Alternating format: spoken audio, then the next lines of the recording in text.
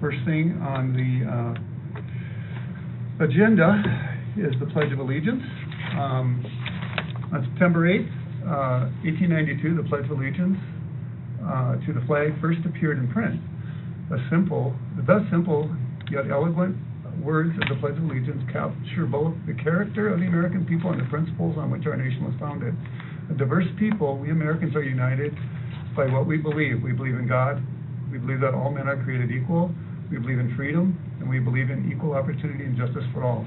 The flag is the unique symbol of our republic and the freedom that we cherish. This proud emblem, the glorious banner of a great and blessed nation, is worthy of our abiding respect and loyalty. Since September 8th is National Pledge of Allegiance Day, this is a fitting time to include and publicly recite the Pledge of Allegiance at the opening of Washburn City Commission meetings. So I will make a motion to include and recite the Pledge of Allegiance at the opening of all Washburn City Commission meetings. Second. Any discussion on that? Tim? Yes. Yes. Yes. Yes. Yes. Okay, we're going to now turn it over to the American Legion Commander. First of all, thank you, Mayor, thank you, Commissioners, for letting the American Legion be part of the flag presentation. For the rest of you, if you want to participate, you're welcome. Very simple. In just a second, I'll call for the color guard to post the flags. At that time, we'll do a hand salute. If you're a veteran, you can salute. If you're not, simply put your hand over your heart. And then right after that, we'll say the Pledge of Allegiance. So that will start. Stand, please stand.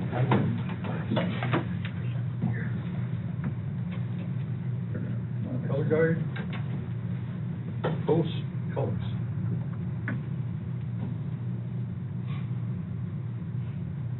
And salute.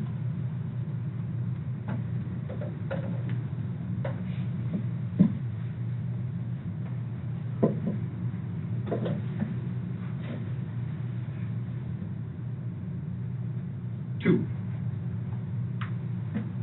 Remove, uncover. I pledge allegiance to the flag of the United States of America and to the republic for which it stands, one nation, under God, indivisible, with liberty and justice for all. Covered. Color guard, dismissed. Thank you, Dean. Thank you. Yes, thank you. guys.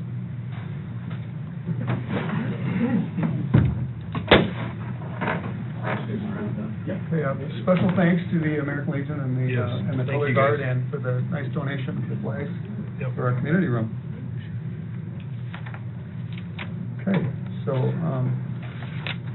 moving on, we have approval of the August 8th, 2022 minutes. Do you have a chance to review those? So moved, Mr. Chairman. Second. Any questions, comments? Tim? Yes. Yes. Yes. Yes. Approval of the August 22, 2022 special meeting minutes? We have a correction to those. Okay. Not everybody was present. Jamie was absent. So I have made that change on my copy, but just so that it's noted in there that it needs to be corrected. Okay. I motion to accept the amended minutes. Okay. Let's just change it. We have a motion, we have a second. Second. Discussion? Tim? Yes. Yes. Yes. Okay, we don't have financials at this time. I think there was a issue with something at the bank, right? Or- Yeah, there was when we pulled our ACHs with the account numbers not being changed and coming back. So working on that to get all that fixed and reconciled with the bank to what we have in our accounting records. Okay, very good. Pledge of securities at the True Community Bank. I think we have to accept the pledge of securities, is that correct? Yeah. Okay. So I'll make a motion to accept the pledge of securities at the... Second it? Discussion? Tim? Yes. Yes. Yes. Yes.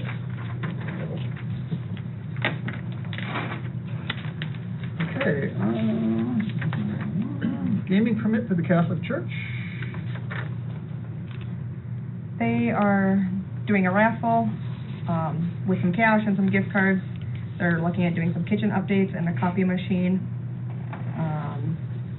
They'll take course through September through the end of the year. You've done this before, right? Yep, Okay. for different little fundraisers that or updates they've needed. Any questions on this? We need a motion? I'll move to approve it. Second. Discussion, no? Tim? Yes. Yes. Yes. Yes. Yes.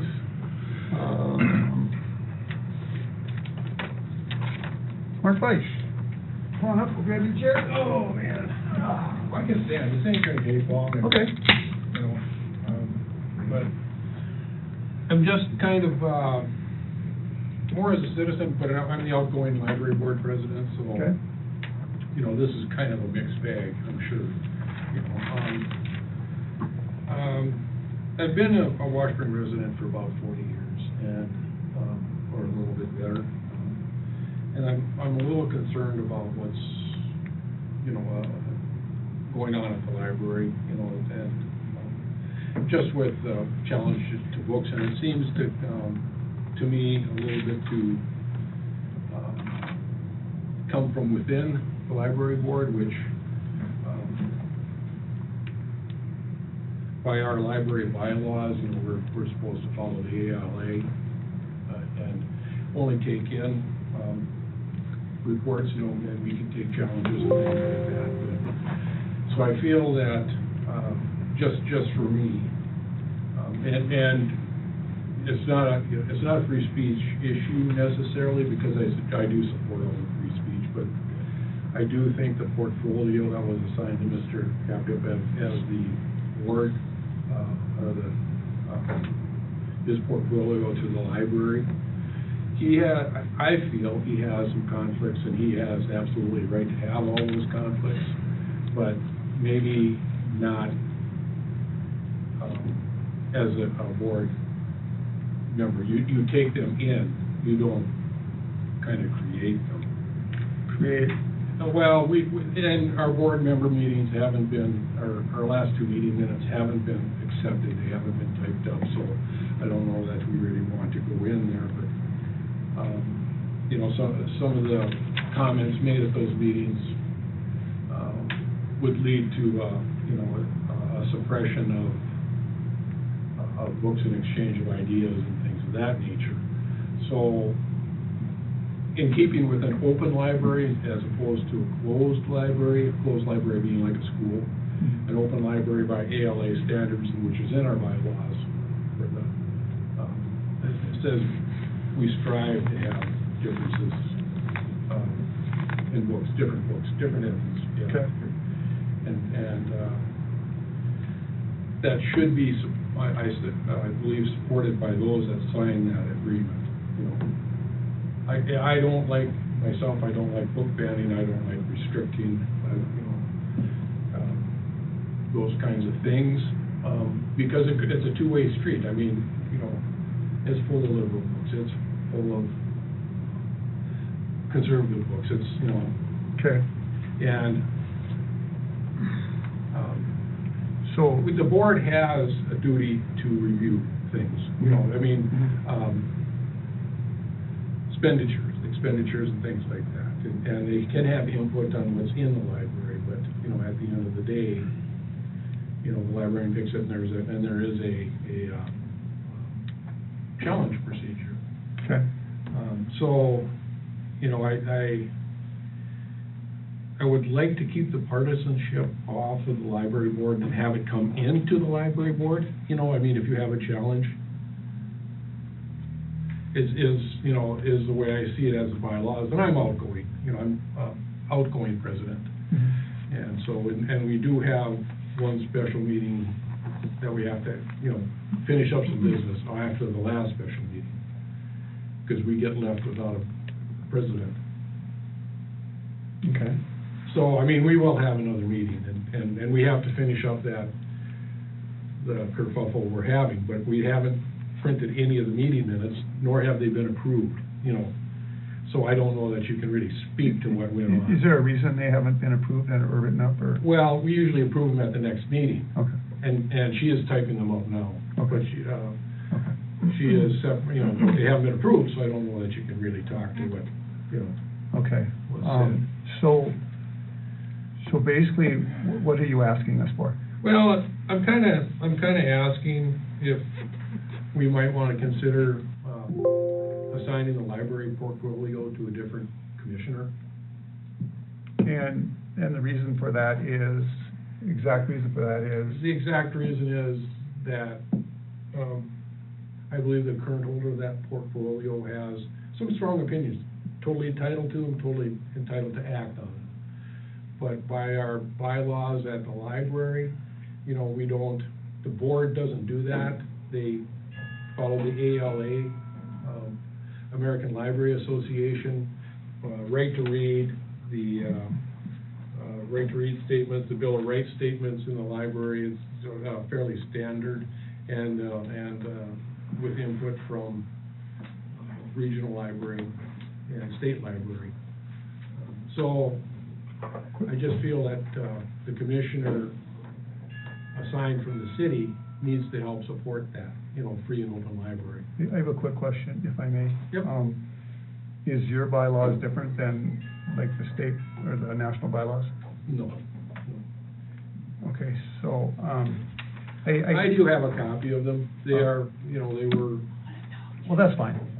The thing is, we do after we have an election, like every 2 years, we do our portfolio assignments. I really think this is, at least in my opinion, this isn't the place, or the time, I should say.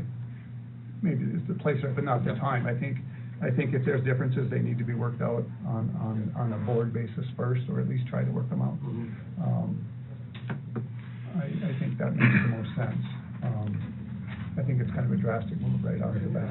Yeah, usually a reappointment or a removal. Usually a reappointment or a removal is a last resort, not a first resort. And it's kind of like the last resort is coming first. So I would agree with our mayor here that the differences need to be worked out, and that's where I'm, coming from. I mean, I see the, Mhm. the point there, and I don't know that was a second resort or not, but, Yeah. there are concerns there Okay. that,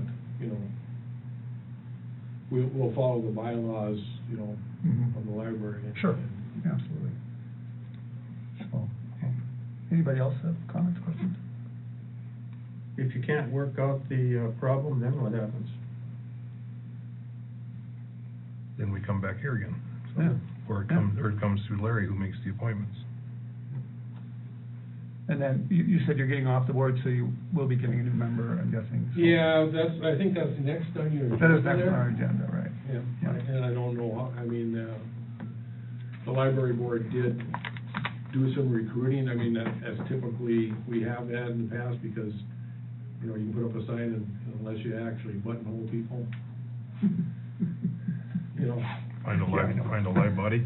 Yeah, pretty much. I mean, it's, Yeah. to me, it's like a church. Man, once you get on a committee, it's kind of hard to get back off. As long as they find a live body, you're good to go, forever. Okay. But ours are limited, so I'm done. Okay. I've done 2-3-year terms. Right, yeah, exactly, then you have to. So I have to be off, and that'll Yeah. come up in our special meeting. We need to get a president, And you elect that amongst yourself, I'm guessing? Yeah. I've got a president and a vice president. Okay, all right, well, But, we should have the new member there, Right. whoever it is, great, well, I hope so, yeah. Okay, well, thank you, Mark. So then, Unless you so have that something else. was my stand on that, just Okay, to shed, some light. The last one was a pretty raucous meeting, okay. which is okay. I mean, Yeah. it's a public meeting, All right, Yeah. okay, thank you, Mark. Thank you, you bet. Thank you.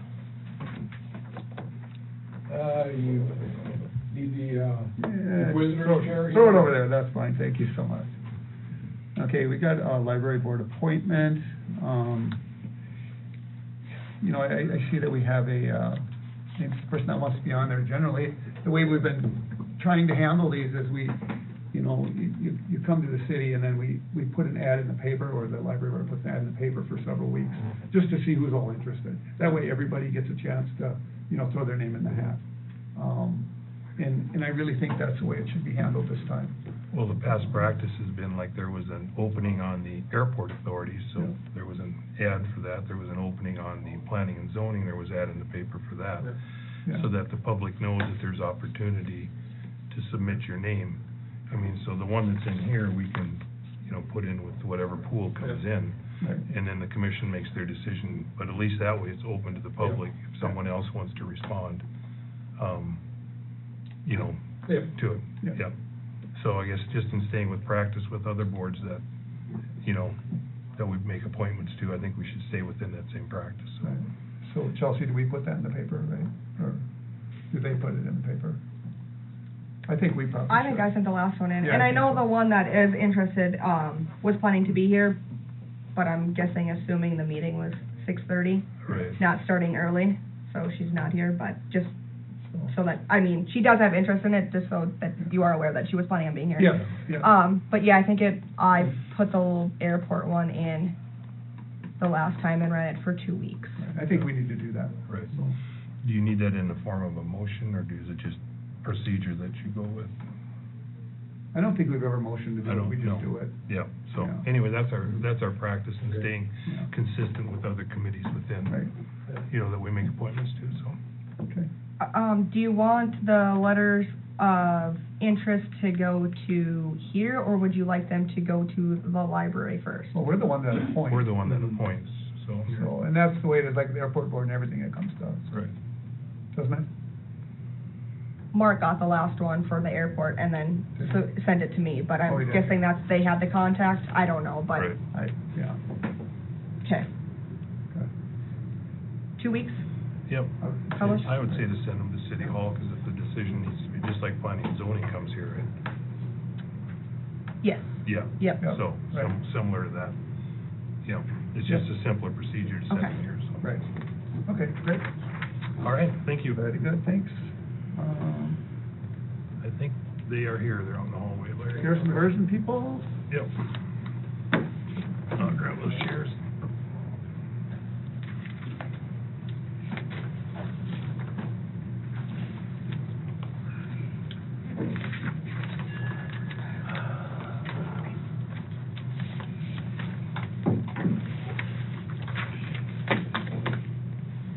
Hi, guys. Evening. Come on in. You guys hiding out there or what?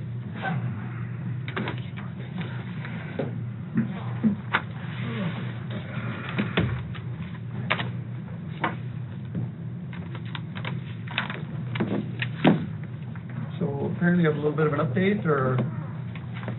Yeah. A nice short 12 slides compared to our last one. Yeah, that was a little bit big. Yeah, a little bit. Trimmed Thank it you. down.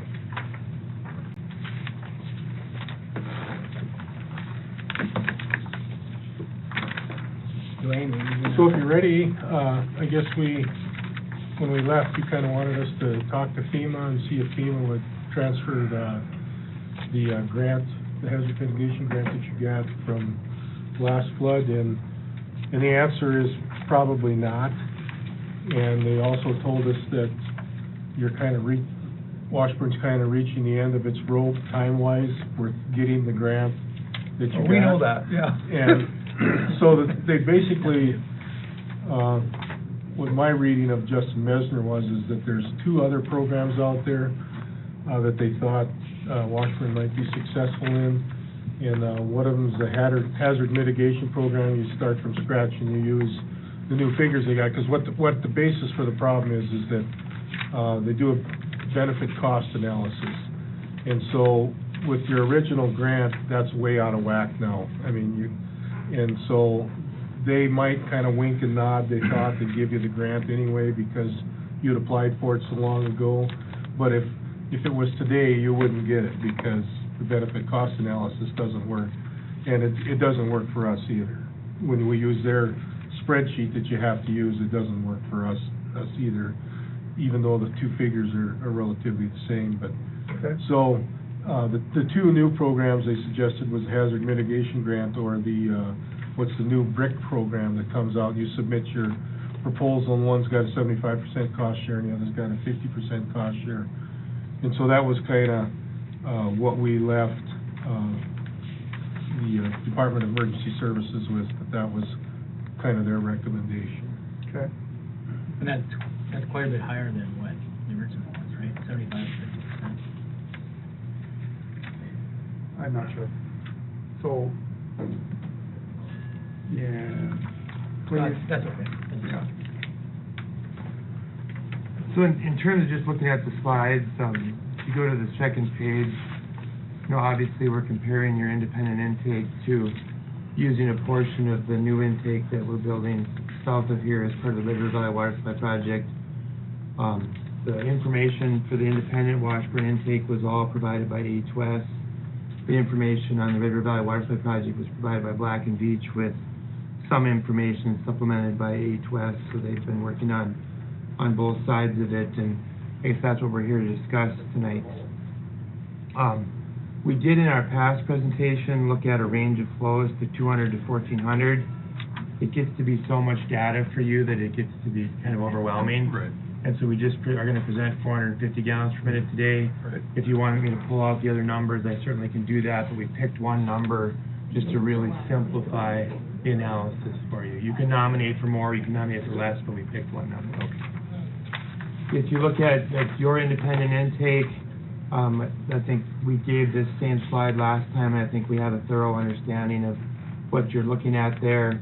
The max capacity of that intake as you've designed it is about 1,400 gallons per minute as a peak flow. Similarly, on the next graphic then, more information here, but I guess to make a long story short, there's going to be this great big intake south of town. That intake was always planned to have a set of low flow pumps and a set of high flow pumps. The high flow pumps won't go in until a project is needed, but what they would do is accelerate the low flow pumps to meet your need. And with the 12-inch pipeline, which is the same pipeline size that you're looking at putting on under the river, we can get 1,700 gallons per minute should you want that, even though we're going to talk about 450 gallons per minute today.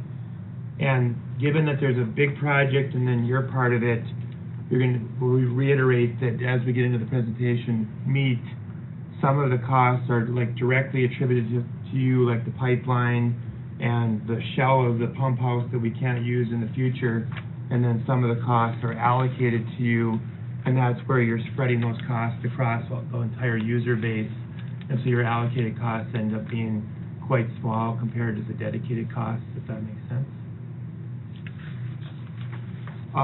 As we look at the project, just to re-familiarize you, the original recent plan was to have the intake at Washburn and then go all the way to the Cheyenne River outfall. That's the top project at $1.356 billion. More recently, even though the federal government wouldn't allow us to have a project from the canal, because we have our own state project, they'll let us buy water from the canal. I know it sounds kind of ludicrous, but it's a legal loophole that we can use, and that would be $1.086 billion. But there's still the commitment to build enough of the intake so that whatever we put in for you could be a permanent infrastructure, and that the rest of it may never get built. If the rest of it does get built, your costs actually go down net because your operating cost allocation actually reduces more than your capital costs go up. And I'll show that to you in a minute. So if there's any fear that you'll never be supported, the state wants us to look at the potential to have redundant supplies. There'll be a full caisson put in, a full tunnel put in, intake screens that meet your needs and more, and then we would just need to put that rest of that asset in to get to you, which would be a durable building and everything. It's just we can't use the shell of it if we build the big building because we just couldn't get it to make sense. What's the shell? The pump house to get the water up here. Like out of what material you mean? You can't use the shell. So we have these little pumps that we're going to put in, and we put a building around that, but we're going to put in a great big pump station in the future. We looked at trying to build the little pump station so we could phase it and just build the bigger one. And it's actually cheaper to take those 4 walls and discard them and put new walls up than it is to put the little ones in place. And just a And we look- reminder, the tunnel is done. Yeah. The wet well is done. Right. Yeah. So then, well, given all the information you saw last time, this is our apples to apples comparison, and Brian and Associates, whom I'm with, was tasked to take all the Black and Veatch information and all the HVAC information and make sure that everything made sense. And, you know, whether the estimates are completely right, there's always, you know, the fact that they're estimates, but in terms of the protocol, everything's been done under the same protocol as we put these numbers together.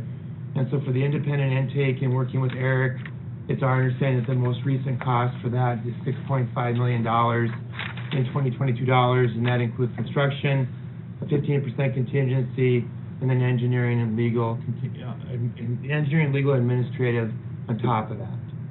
If we look at the same type of project then for 450 gallons per minute for the Red River Valley Water Supply Project, your share of the intake and wet well is $187 million.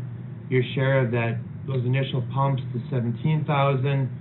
For the short-term pump station and then the pipeline, $5.9 million, and so that's $6.1 million. And so should the big pump house never have to be built, the cost would be $6.1 billion. If we had to come in and build that big pump station in the future, your share of that would be $294,000. And so the total for a 450 gallon per minute asset is $6.4 million as compared to that. So it's either 6.1 to 6.4 compared to the 6.5 for your in-house.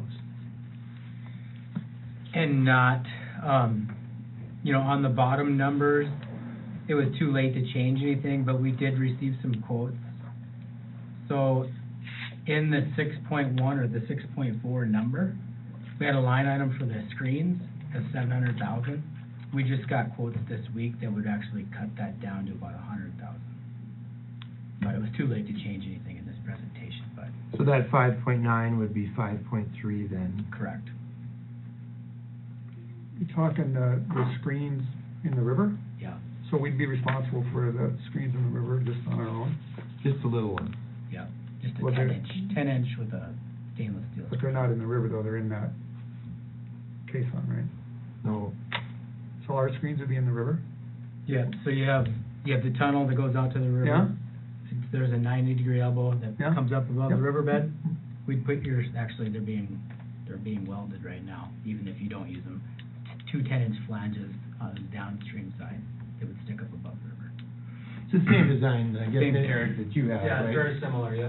So there are no screens in the caisson, you screen it in the river. Okay. And then in the caisson, it's just a big pump wet well. then. So once you go to future phase, you would cut them off and put bigger ones in? No, we just put big ones beside it. Yeah, actually vertically, up above. All right. But Black and Veatch just swagged it at $700,000, and then they're actually up at Minot, and we can get them for much cheaper than what Yeah. Black and Veatch estimated. And we're gonna do it right away, just so if we have a smaller flow need, that we have that capability. The other part of and then, as it relates to grant funding, you had the FEMA grant, and then if you get the FEMA grant, then they're willing to pay a percentage of the remainder, and so your local share of that $6.5 million is 1.9, and then if we do it the other way, for our project, you have the FEMA grant, and we have the 75% grant, so you can see under the near term, 1.3 to 1.27 to 1.3. I do have later your comparison without the FEMA grant as well, just for full transparency when you look at the bottom line cost. So did you say the FEMA grant doesn't apply? to It doesn't look like it's going to apply Okay, for so this. that would be scratched And- off of there then. And the big reason for it is not eligibility, they've warmed up to that, it's timing. Okay. That we just, because we need a design window and a land acquisition window, and you've asked for 2 extensions already, Justin just didn't think he can make another one. Right. And then he also, that's where he said with you guys, if you were to go right now, you could potentially get it, but he doesn't think he has much room for you guys either at this point. Right. So you could go back and reapply. Yeah, Well, if the FEMA grant doesn't pertain to us, then, or pertain to that. So what you're assuming is the FEMA grant, if it would pertain to your project, it would come off the total funding of the project or not? Because the way I look at it, I don't know if you are taking the $1 million FEMA grant off the. On this one, we are. 6 million one, because then We get, just a minute. that doesn't make sense. I'm sorry. To me, anyway. So the 1.2 becomes 1.526 if we can't use your, so where it says 1.269, if we just get 75% grant from the Department of Water Resources, the 1.269 million is 1,526,000. And so, so you were taking okay, the FEMA grant came off the 6 million one, and then, And we took 75% of the difference, and 75%. but we'll get 75% for the whole thing. So I just took 25% of 6.1, and that's 1,526,000. Yep, it'd be a 1.5 million then for that, Okay. so I got through Steve. Okay. The big thing, and I'll show you in a minute, the big thing comes down with the financing differences, and I'm not trying, I just steal my thunder, but then in addition to capital, we've also worked with Eric and worked with Black and Beach to look at O&M costs, and you can see that the O&M costs for the 450 gallon per minute independent alternative one are 24,200. The O&M costs for the Red River Valley Water Supply Project, the same capacity, if the future project never gets built, are 29,200,000. And then, as Eric says, it's kind of too good to be true, but if the future project ever gets built, your O&M cost actually drop down to 10,600. So what are you talking about if the future project doesn't get built? If that shell you asked about, if we have to get rid of that one and build the big one, your costs actually go down as a result of that, because now So you're. it's not the whole line going to Fargo then, or over in that direction. If that doesn't get built, No, that's not, it's just the intake at your place. Now, I do think that the 29.2, Kip and I were talking about this the other day, there is some admin built into the top blue, and I'm guessing that admin, when the project is done, will get spread out over everybody, and so your number will probably be south of 29.2, and I don't mean to keep moving the ball, but some of these numbers we're giving to you, we're trying to be safe, so you don't come back and say, we misled you. But the 29.2 will probably drop a little bit as those admin costs get spread. But if that intake is being operated just for you, that's what that 29.2 is meant to represent. So that would cover, any, labor, you've got parts and combustibles and electricity, so, okay. And that's monthly cost, I'm guessing? No, it's annual. Oh, annual? Really? Okay. And again, there are no chemicals, there aren't a lot of moving parts, Yeah, that's you know, true. That's true. it's not like a water plant or something that has so much. And then, they are gonna have, it's just a little bit of Kip's time, and a little bit of Dwayne's time, and a little bit of Mary's time, and then a little bit of labor time, and so it gets spread pretty Okay. rapidly. But here's where the big difference is that because of the way that Department of Water Resources has approached the regional project, they will give that project 40-year, 2% money with no coverage covenants, so you don't have to have 20% excess revenue, and no 20% reserve where you have one payment and reserve over a 5-year period.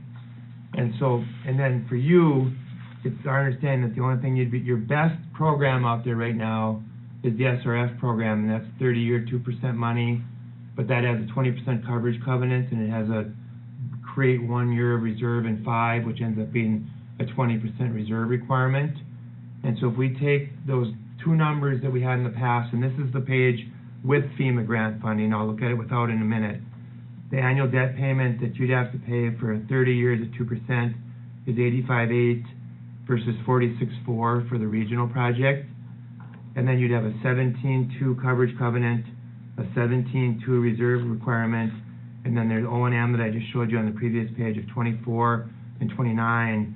So what you would end up paying annually, if you go alone, we estimate is 144,400 versus only 75,600 for the regional project. So, But we'd be paying it an extra 10 years. well, The 75 is an Yeah. extra 10 years, so. you'll have, by the time you get to that point, I'm I'm guessing. just saying, you Yeah. know, it's because you're comparing a 30-year to a 40-year. Correct. Yeah. But you'll have pump improvements and things you have to do Yeah. at your independent intake as I get it, well. I get it, Yep. just wanted to be clear on that. Yep. so, yeah. And then if we go to the future, once you pay off your 1 year in reserve, you don't have to keep funding that. So in the future, we dropped off that extra payment, and that would drop to 127.2. But then we assumed that they built that new intake, and your O&M drops down considerably, and so that would drop even faster than what yours would drop. And just so that we're not misleading you, if you don't get the FEMA grant, if you look at the next page, you can see that 75 becomes 85, and 59 becomes 69, if we have to spread that extra 300,000 that Eric described to you earlier. We have to use the 1.5 local instead of the 1.2, those costs drop to, or go up to 85 and 69, so they're still appreciably less than what you'd have if you went So on your own. aren't things gonna go up year by year with inflation? So you're looking at, $85,000 right now. Isn't that gonna increase with inflation and such? Or is that Well, just a standard? The debt service, you should be locked in. The coverage covenant is a percentage of debt service. The reserve is a percentage of debt service. The O&M would be the only number that you'd have probably some increases in O&M. And I'm guessing the Red River Valley Water Supply Project would have some increases in O&M. But once you lock in your debt, just like on your house or whatever, that payment should stay constant until you take out more debt. And the one thing that I would add to give some clarity to is that for the SRF program, coverage is actually down to 10% now. So that was a new update within the last month or so. And then, I think you said it already, but the reserve is for the first 5 years. So that would be a small difference. It's still, it would decrease if you're looking at the column 1 under alternative 1, it would decrease, it would take that 17,200 off on the upper portion of it, and it would take that 17,200 and cut it in half on the lower portion, but it still would be quite the, Right. difference between the two. But just for clarification on what it currently is right now.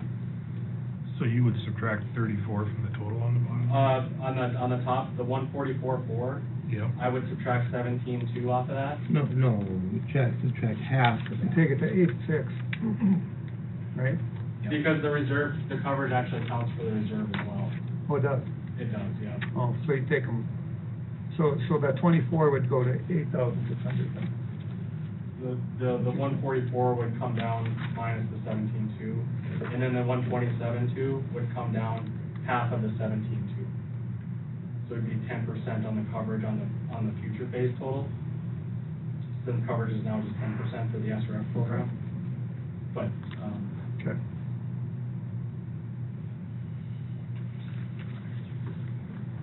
just so we're getting the numbers right, but again, like I say, the alternative 2 still shows quite a bit bigger Right. advantage on that. Okay. And I think that all of this aside, the biggest fear that I would have is there's no guarantee that where you're putting your intake is gonna be sand-free after you build it. I think you've already had some concerns about that, right, with land? I mean, the Missouri River continues to meander and navigate. So didn't you express some concerns to us as we were going through this, that the current location potentially has some sand challenges? The current location is the best location near the Washburn water plant. I didn't answer my question. I just said it was good. The location we had in 2018, which was near the middle of the river, we definitely had some concerns on that. The current location on the west side of the river, has had some changes, and the city's aware of that too. From the high flows we had in 2018, the river channel deepened quite a bit over there, but since then move back towards what it normally has been historically. So where you guys have your intake now, you could end up with sand in your area too. So the advantage we have is we could go wherever we wanted, and there's a rock jetty that's been constructed. As if you look at the river, there's a rock jetty that's been formed like this. And when the water hits that jetty, it comes out and it forms a big scour hole right here. And so because human interface got in the middle of this, we potentially put the intake in that really deep spot that's inclined to have scour. And then the other advantage you have is because this is going to be the intake for a project that covers the entire eastern half of North Dakota, if you get some sand in there, everybody's going to be ready to get rid of that from the standpoint of maintenance versus you having to do it on your own. So you have a full group supporting you. But even if you don't continue up to where you're tying that canal, it'd still be everybody who paid for that, Yep.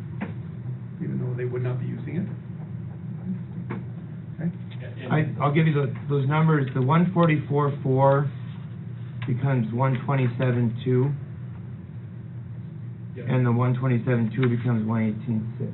Yep. Is that what you said? Yep, Oh, sorry. that looks right, yep. And I just wanted to add to what Steve's comment was to it.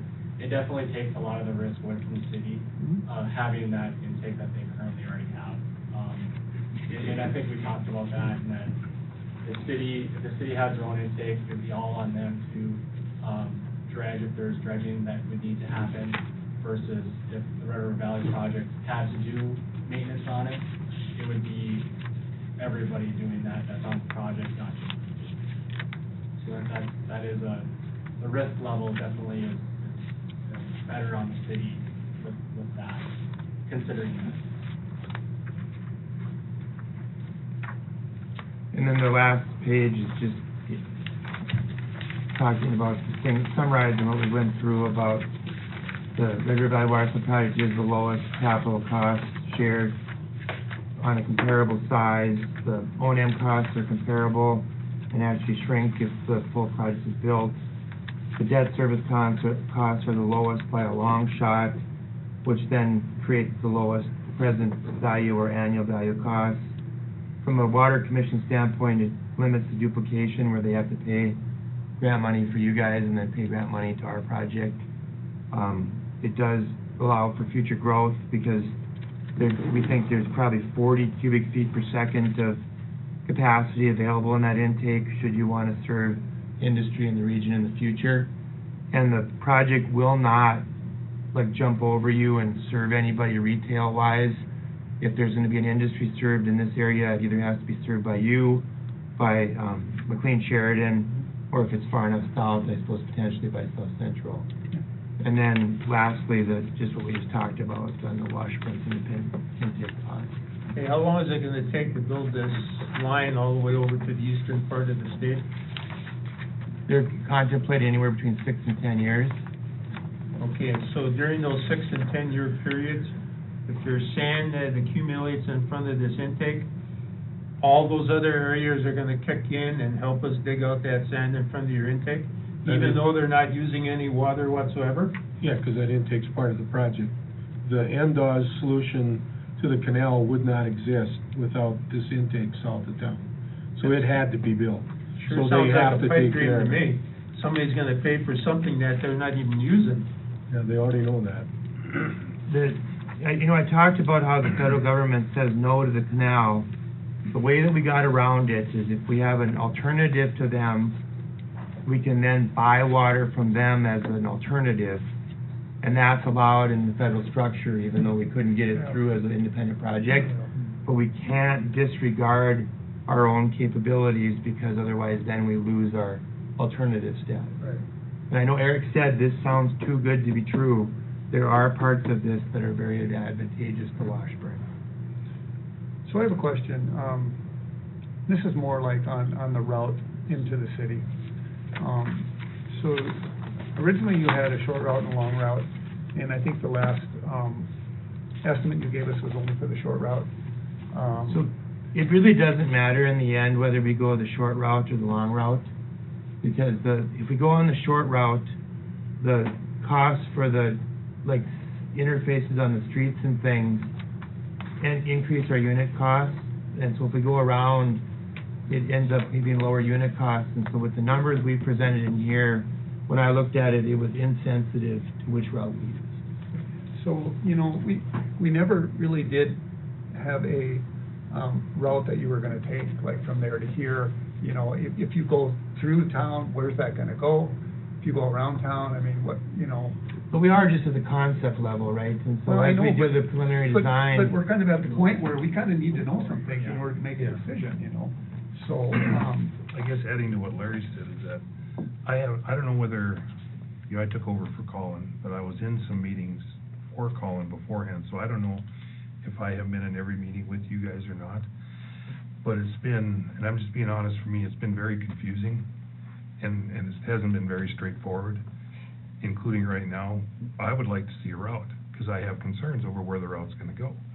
And there's others, and you say, you want us to buy a car without even test driving it or even seeing the thing. And that's really difficult for me. Another thing too, excuse me, Yeah, another sorry. thing too, is that, and I'm just going by what's been reported on the news, is there has been issues with condemnation and eminent domain. And I realize that that's probably out of your guys' spectrum of what you do. But the last thing I wanna do is see our friends and neighbors, who probably even get rural water, of not being paid a fair price to come across their property and have it condemned. I'd vote no every time.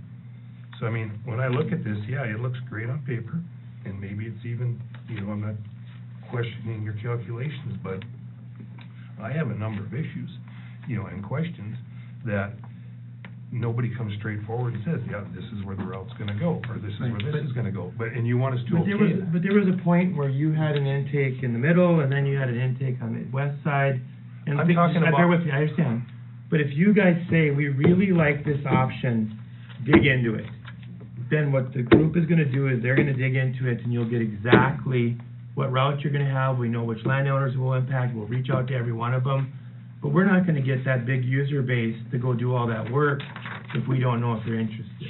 It's like, we can't go back Yeah, to, we're just in concept. we can't go You back to a guys- board and say. You guys were bidding your project, so we're just at two different levels.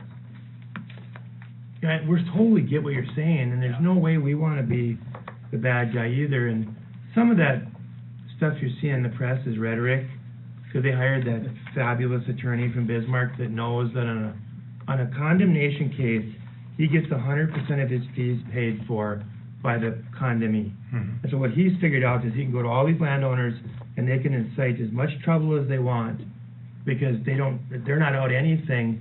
When the condemnation goes through, they have to pay for all of his attorney costs.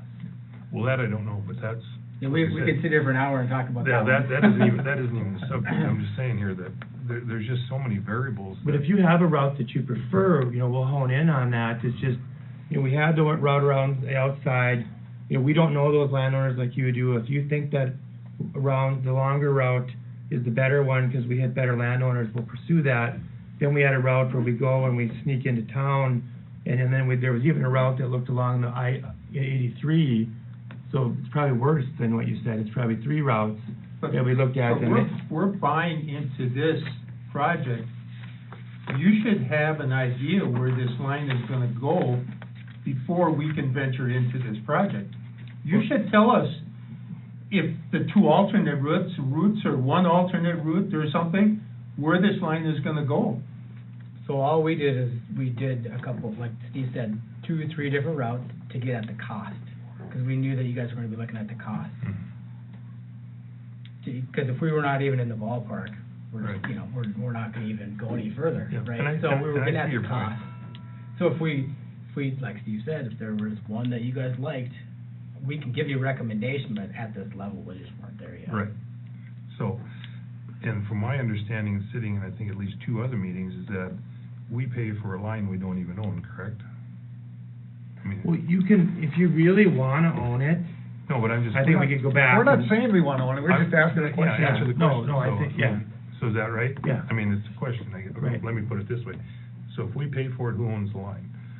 I mean, the way you have it proposed. The way that the preliminary decision that was made between Lava and Red River Valley Water Supply Project is they would prefer to own the branch pipeline, So if then- they're gonna maintain it. But if somebody else wants to build it up to their door, if you wanna go down and get it down there, and you wanna maintain that pipeline moving forward, I think we could get that Yeah, solved. so for instance, like the big pipeline that goes across the state, potentially on paper right now will be owned by Garrison Diversion. Even though Fargo, Grand Forks, Carrington, the various communities are pitching in. So they don't own the pipeline, but Garrison will. Right. But I think on these smaller, extension pipelines, we call them smaller Right. offshoots, I think the board is really open to working with communities wherever they're comfortable with. But I guess to follow up that, what I was trying to get, so if you own the pipeline, then you maintain the pipeline, or you repair the pipeline if there's a break, and that's at your cost, or do we build back for maintenance and repair, or is it just figured into our regular O&M? You know, say that there's a burst, say that there's a this, you know, because there's so much information that's gone out. One thing I know I heard in a meeting is that you would own the line, we would pay for it, you'd own the line, but we would repair for cost if there was a break or something like that, you know?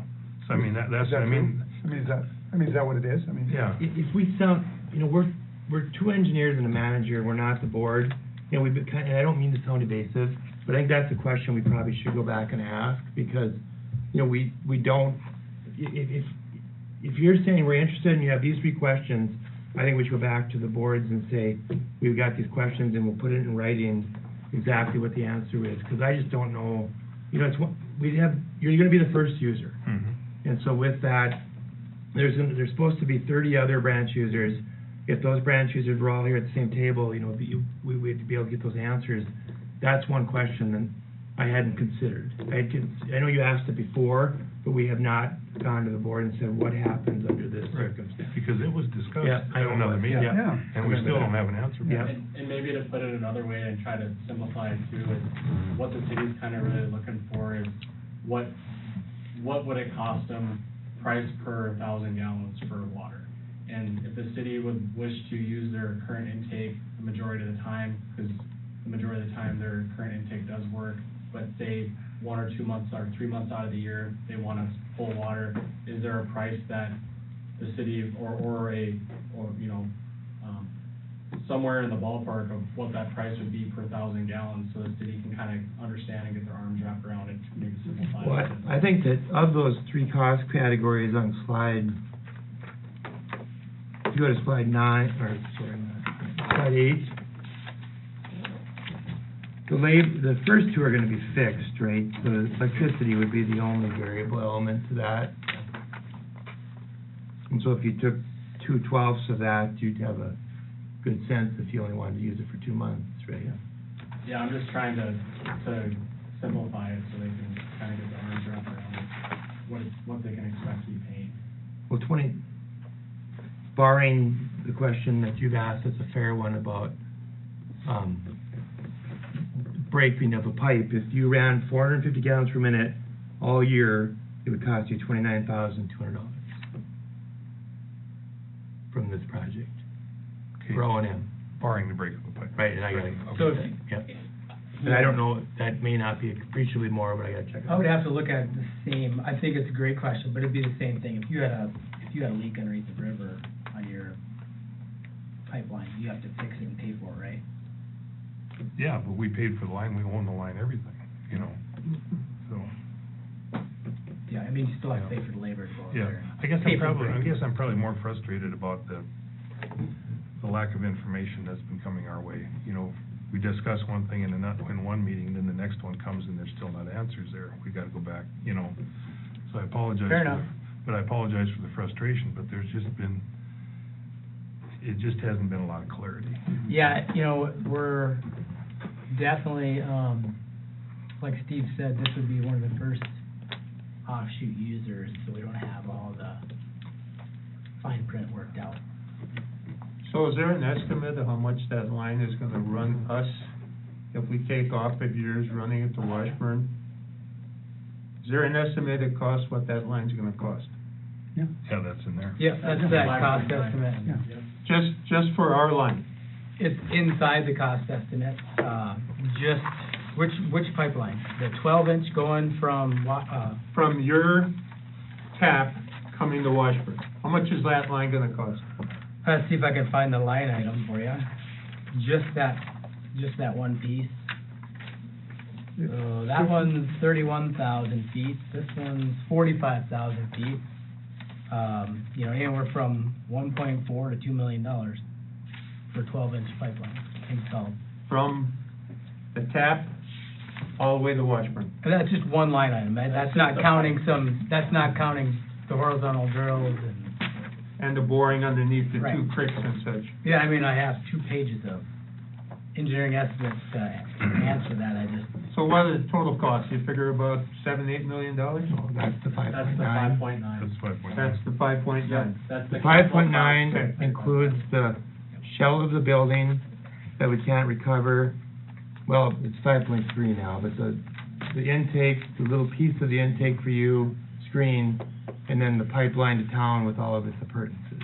Now FEMA will cover part of that or not? Not for the connection to River Valley project, it doesn't, that's what they said, it doesn't sound like it would. we'd have to reapply, Washburn would have to Okay. reapply. I have I know your route is pretty vague, but if you were to run it through Maine, would you run it all the way through Maine and all the way down?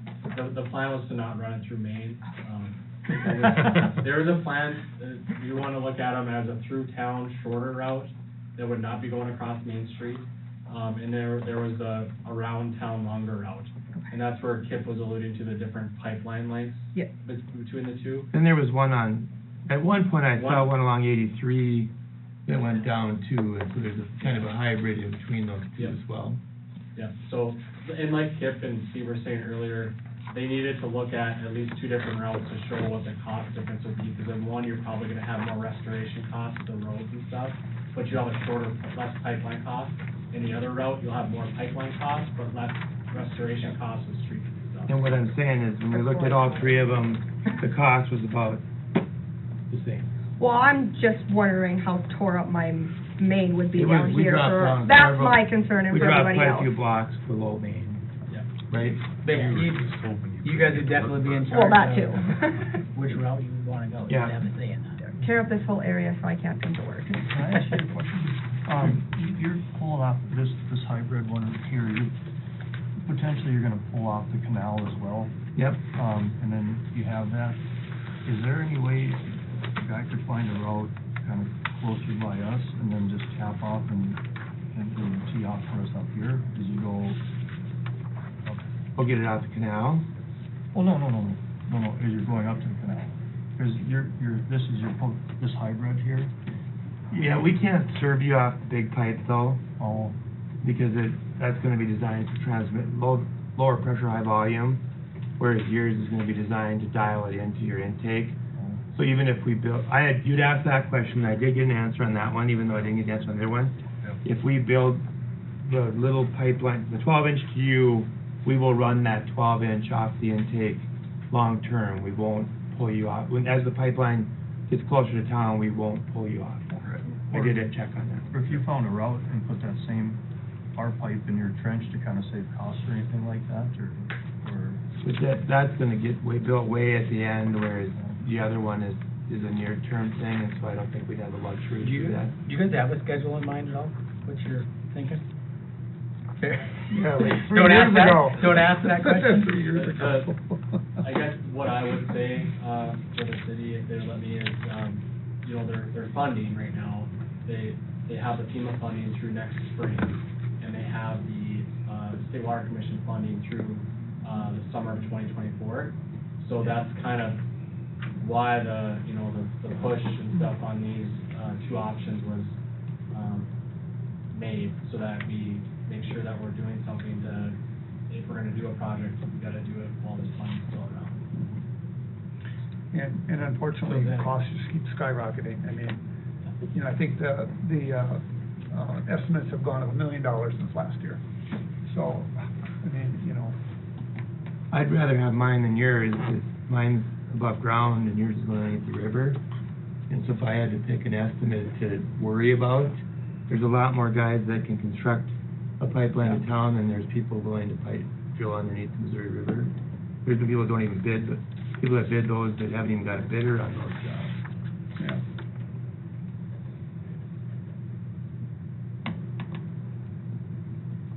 yeah. we've, I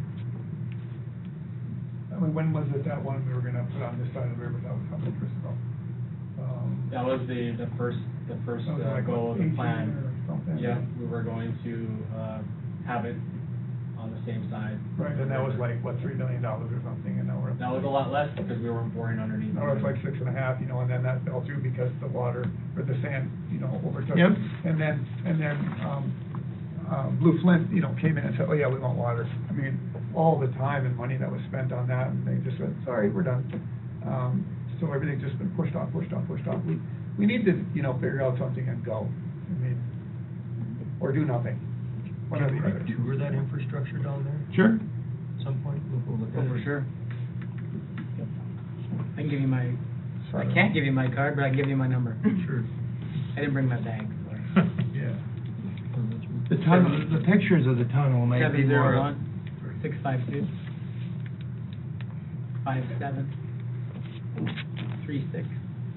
Yep, I'm sorry, what was your name? KIP, K-I-P. What were you gonna say, Steve, something about pictures? Well, like the tunnel, is all underground, and so that, like, the State Water Commission tried to drill out into the Lake Kakawea, and they lost 2 drilling machines, underneath the lake. Yeah, really? And we were lucky that in 10 days, we got from one side.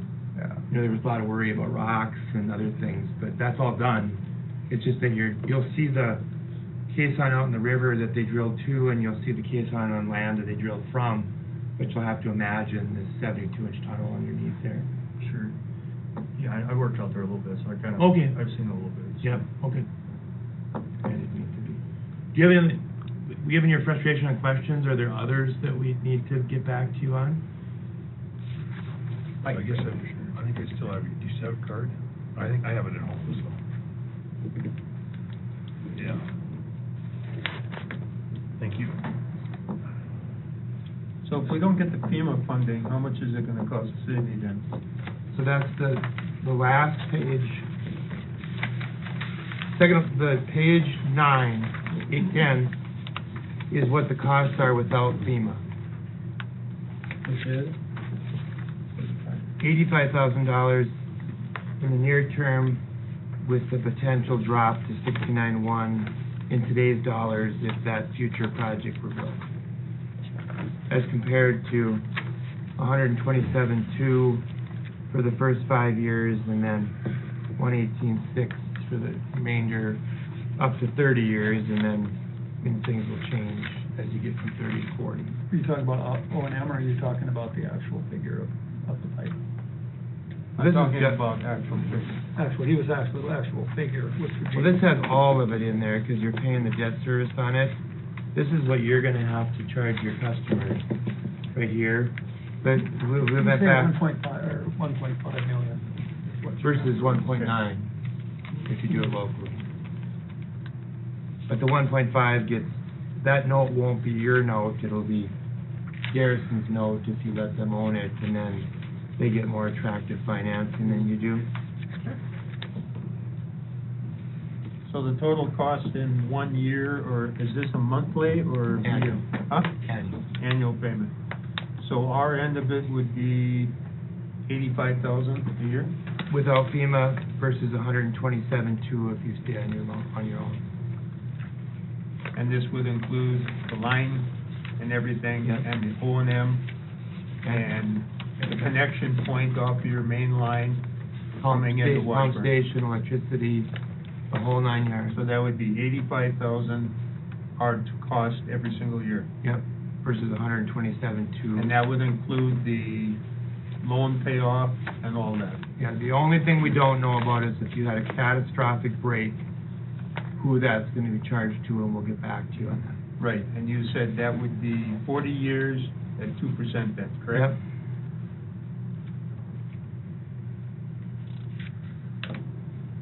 Yeah, and you wouldn't connect to the main line. You'll just use the, Right. the Right, wet well. we'd use that one over there by the, Yeah, you. by the wouldn't pit connect well them. over there, whatever you call that thing. We wouldn't be trunked off Right, the line, say near 83 or Right, anything. right. We'd be way back there. yep. If you owned the line, would that be a big needle mover? No. I'm just curious, trying to figure out what you're thinking. Right, well, first of all, I didn't realize you guys had other entities that you had to get answers and questions from, so. We're pretty low on the pay scale. Okay, Yep. and I'll be honest with you, not just speaking of you mean your project, but I do have trust issues of not being in control of a person's own destiny, especially when your most precious commodity to the community is water. So having someone else supplying that and, being a government project, how much red tape, how much, how many, when you deal with the Corps of Engineers, and you go through all these hoops and you do all this and you do all that, versus having our own intake structure, and if something goes down, Adam goes down there, he gets who he needs to do, you have total control of it. Whereas here, if something goes down at the pump house or something goes down here, you don't have control of it. You're totally relying on someone else to supply your most precious commodity to your citizens, and take a lot of trust on my part to be able to vote for that. So I've spent 30 years in engineering, and I've always worked on, whenever there's been an issue between a regional project and the city, I've never represented it. I've worked for a lot of cities, but I've never worked for a city, versus a regional water project. And you don't know how many times I've heard that same, you've said it more articulately and more thoughtfully. A lot of times it was just a football score, that somebody got beat up by somebody 10 years ago at this deal or whatever, and they'll be damned if they're gonna partner with that outfit, I've heard that too. But if you just look at where regional water has gone in North Dakota in the last 30 years, and then you look at the coverage of North Dakota, it's just so much more cost effective to do it. And then if you look at the point where that intake starts to get in trouble, when you have a big project like this, the ability to rehab that and stay on top of it, you have all those people helping out. If you build your own, you're leaving the next council with another, really difficult pill to swallow in terms of costs. Right, but it still doesn't answer my question of the trust issue of if something goes south. But maybe that, we are ambassadors. Right. And that, we had some pretty graphics in the previous one, but you would sign, if you were to sign up for this, you'd sign a co-agreement with Lake Agassiz Water Authority that would be on your side, and then you sign it with Garrison Diversion, which is the one that these two work for. And so Lake Agassiz Water Authority has a board. And maybe we should get a regional meeting, or a virtual meeting together, since you're a long ways from Fargo, with those guys, where you can start to feel how they operate and some of that type of thing. And then similarly, Garrison Diversion has an executive committee and a 28-person board, all people like yourself, except they're elected by the county and not elected by the city. If you wanted to meet some of them, at least you could, knock on the tires a little bit. Right, because there is gonna have to be some trust that's built, should the commission decide to go that way, and there's the agreement's 80 pages, it's a thorough document, and I've been assigned from the engineering team the joy of going through that, so I've been through it twice, helping the legal firm, and I think maybe even having a copy of that would give you a sense for what you'd potentially be signing up for. So to get back to the original question, I hate to cut you off, but the original question is, if we have a failure down at that pumping station, do you have somebody in the area that's gonna go down there and take care of those pumps for us then? Yeah, so Where? we have about 25 people, that take care of the McCluskey Canal, Devil's Lake outlets. So we have our own excavator, Snake Creek pumps, pumping plant. we take care of Snake Creek pumping plant, you know where that's at? Yeah, I do. So yeah, we have a large staff that's going to. So you would have somebody assigned that if those pumps went down, that they would come down there and take a look at them and see. We'd have what's a going on. we'd have a pecking order where. Oh, yeah, like right now, if we lose one of our irrigation pumps in the middle of the night, we're troubleshooting that, so it's Okay. totally different, yep. And Garrison Diversion is a political subdivision of the state, so we are very similar to a city. We act very similar. Okay, then one We're other not question out for here. profits or anything like that. One other question here then, so if you guys are gonna own the line, correct?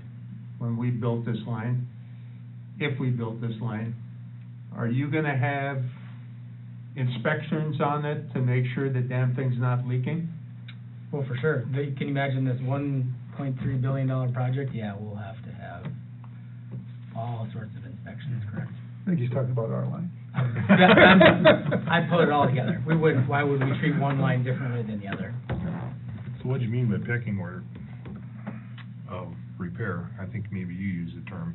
I mean, is He it- said pecking order. What I meant is you're gonna call this guy, and if that doesn't, you know, He's on say vacation, vacation or whatever, go to here, I mean, it's gonna be all hands on deck to Oh, get yeah. that pump fixed. So we have to make the call then if the pumps go down? It would be on No. SCADA. Yeah. It no, would it'll be on automatic running. Unless, system. I mean, there might be a situation where, for whatever reason, you noticed at first that you were starting to see a Mhm. drop in flow or pressure at the plant, and I would, we'd probably ask to have your raw water flow meter tied into our SCADA with no control, just so we could see it, and we'd be watching that too and have alarms on it. But if you had a problem, So would we have control over those pumps at all?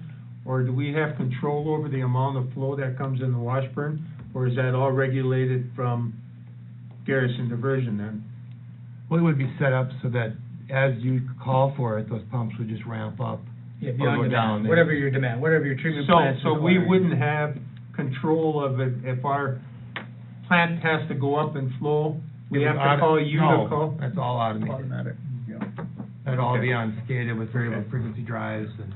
Okay. So, do you think for this, like, this 29,000, the OEM costs, would it be probably in the best interest you guys had the pipeline? Because, I mean, it's not just the pipeline, it's the pumps and everything, and Garrison Diversion's gonna take care of this and provide it to us. So that's kind of that. I mean, if the pipe breaks, that's in this OEM cost rate. That's the one question we need to ask, you know, if it's we'll be Yeah. monitoring for leaks, we'll be taking care of the little things. Let's just say something, you had a slope failure, we don't have Right. slopes, but let's just say you have Yeah. a slope failure somewhere on one of these creek crossings or whatever, that cost hundreds of thousands of dollars, much like could happen to your pipeline. I need to go back and ask how that gets done. Whether it's done debt service, or whether it's done, you know, as a bill, or whether it's just done as part of your maintenance and it's spread to everybody. I didn't get to answer that first time, and Right. I don't have it today, I apologize. Yeah. You know, you'd said something about, you know, we could still pull from the existing pumps, right? I mean, if you got water, and then this could be a backup. So, I mean, is there any other way, like, you could pay per gallon, or per? So that's what he was asking, so all the the electricity is all variable, Mhm. but these costs are gonna be, once you sign up, we're gonna have to take care of all that, and so you could take some fraction of that 9,500, because we would only charge you if you pumped it. Mhm. But for the rest of it, so most of those costs would be fixed, much like your auditor, or your operator, or whatever that you have. Resident then. Yeah, instead of doing some kind of hybrid system, wouldn't you think that the Garrison Diversion would wanna service this up to the town of Washburn? I mean, isn't that kind of, wasn't that what you guys would prefer to do? What do you mean? Well, like, they take care of the pipeline to, maintenance-wise, like, why I would- think we're open, because Yeah. we've heard from other systems, like, for example, Southeast, down by Lisbon down there, they may have a scenario where they may wanna take care of their line coming in or going out, that main line. They may wanna do that, so we'd work out a deal with them to charge them. Or, you know, if we go through city limits, you know, I could see a scenario where up to city limits, you know, we maintain it, and then you guys say, you know, we wanna have control inside the town. You know, that would be, and we'd pay you, what they've done in other situations, like in the Western Area Water Supply Authority, which I was in charge of when I was at A2S, they actually pay to have you do it. And so they just have a contract, if they own the pipeline, that says, you maintain it from here to here, we'll maintain it from here to here. That would be one option. If we go around town, maybe we just do it because it's not in your city limits and it won't be convenient. Those are all the details that would be Our board worked was out. open Yeah. to, Right. Yeah, we've Flexible. had that discussion on the board many times, and I don't think the board, I mean, because we've talked about Northeast, you know, that's so far from Garrison and its headquarters, what would be the advantage of Garrison having that? That would be like Langdon, Cavalier, Right. that's what Northeast would And be. so I mean, yeah, I don't think it's anything that's written in stone. I mean, if you guys come and say, we wanna own it, we wanna service it, but I don't think anybody'd have heartburn with that on I think our you'd have to board. own the pumping system, right? 'Cause it's Yeah, on we'll your have to case own the on- pumping system, because that'll But the be pipe? in our case on, so, but the pipe, if you guys wanna own the pipe, maintain it yourselves, I don't think we'd have a problem with that. yeah. Yeah. You just gotta think of it, if you are gonna do that, then you guys would have to be prepared, the city has to be prepared to go out there and fix it if there was a leak though, if that. Right. So that's just something. Yeah, we're not you have to advocating for think that. I think about. it'd be better for you guys to dump it. And I'm not even advocating either, I'm just Yeah. trying to get clarification, especially in the case of maintenance and Yeah. a catastrophic failure, stuff I like got that. it. Yeah, no, I'm not advocating doing a pipeline, so. So basically, there's no cost for the water, it's just the O and M. Right. I mean, the 9,500 of electricity, if you want Well, I know, to, yeah, I we get could it. convert I that get to it, yeah. gallons per minute, but, Yeah. or gallons per thousand, but Right. otherwise, yeah, you mean, 29,200, even in a town as small as Washburn, is still not a ton of money from an operating cost, right? Versus what you pay for your treatment plant or whatever. And most of that's all fixed costs, so even if you guys do use less water than what the allocation of 450 gallons per minute would be, you're gonna decrease that 29,000 a little bit. Right. It sounds like we don't know for sure what that would be, but it would be something less that the city would choose to use, if they wanted to use their intake for. If you use it all year, majority of the you drop 9,500 Yeah. from what we've estimated. Yeah. Right. And then- One more quick, so no matter how many jump on, whether it's 2 or 200, you continue to supply us water. Yeah. Whether it's Yeah. feasible. Yeah, the or wet not. well is designed for 220, Yeah. and the pipe's only 165. But I mean, no matter how many more Yep. partners you get out there. Well, Fargo and Grand Forks represent 70% of the Okay, project, yeah. and they're in, because Okay. they need it in the worst way Okay. when a drought hits. And so we're just working with the fringe. Yeah. And then, when you talk about the boards, we've brought Washburn to them, and their response hasn't been maybe, it hasn't been lukewarm. They're extremely enthusiastic about serving Washburn. Now, are there political realities to that? Absolutely. It's like, I think I said earlier, it's like planting a flag on the moon, right? If we get a user on board, you guys end up being kind of a momentum builder for the project. But that momentum builder has a very enthusiastic board supporting us, because you haven't paid a dime for, even though if we've communicated in a shitty fashion, you got it for free, right? Is that an admission? Oh, true. I like that. I'm just parroting you.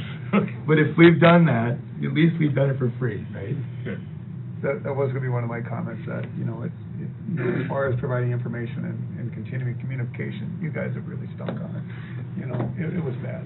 If you want to talk And that- about that doesn't go good for eminent you guys, domain, which honestly. isn't any of this right now, Yeah. give me a call. Yeah. We'll talk about KX's reporting and what's going on. Fake news.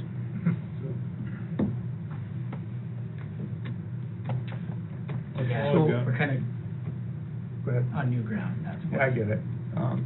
So if we would decide to go with you guys, what kind of time frame do you think there'd be for plans, construction, and completion? Do you think in like a year or two, or what do you think, in a year, a couple of years? Any idea? Just ballpark. Provided the land acquisition is not crazy, we asked Black and Beach, and I think we could go to construction next spring. Really? Do you have quick take eminent domain? Does the city have that? No. Because Garrison doesn't have it, so we have to plan out 2 years ahead of where we think we're I gonna bet be the city does. at the line. But I think the city does. I do Quick take, I'm not sure what that actually means. Quick take is that if they say no, you can still build through their land and you settle it in court after the fact. We- Eminent domain is when We they probably say wouldn't no, do that. we have to go through the We court have- process, which can take up to 2 years. Yeah, we have to live here, we wouldn't do that. No. Well, that's what we're trying not to do either, but Yeah. when you go through Gordon Call's neighborhood, guess what? People don't exactly Well, I like get it. But that is a schedule impact, so you have to think of it. We can do the design and engineering and bidding, But I would but if think we don't have that- the property. I would think, I think what we did advocate in the past is, and that, just asking you to communicate, is that if you're interested, I think we'd love to get a letter from you, outlining that interest, and it wouldn't be binding, Right. but it would just be something that says that no matter how well we did or didn't do, that these fellows have been here a lot, and they have some good things that they've been saying, and, you've piqued our interest, and we'd like to be considered, and then we would add you kind of to the fray of things, and the goal is to try to get people to sign the project participation agreement by year end. So that would give you and then we'd have a lot of work to do to try to do some preliminary design for you to look at specific routes, talk to landowners, look at who's willing, come back to you and say, we looked at these 3 places, and here's what the landowners are saying, or looked at one if you preferred that, but if we jogged, you know, a half mile this way or whatever, we could find a willing guy or a right-of-way or whatever. We'd do all that, but I don't think we can do much more than this without some type of expression of enthusiasm for it. We should, Would that still, I mean, going to the next level, would that still be free? Yeah. And, or would we have to sign something, or would it be? So, no to sign something, and free is always relative, okay?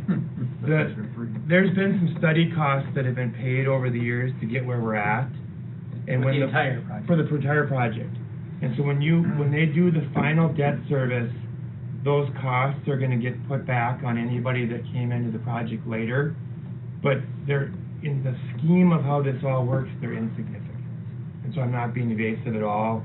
You know, there was a $13.6 million spent on basically the same stage that we're at right now with you, and everybody pays proportionally on that.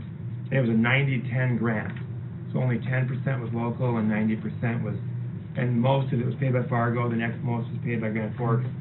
So if anything, it would be thousands of dollars that would then be put into a 40-year, 2% loan spread out, and so you won't even see it in terms of your annual payment. Remember, you don't pay any design fees, any construction fees with any facilities you're not using. The pipeline that goes to Carrington, Right. you're not responsible for that because you're not using that. So, if you have to go under, say, 2 creek beds, You have to bore.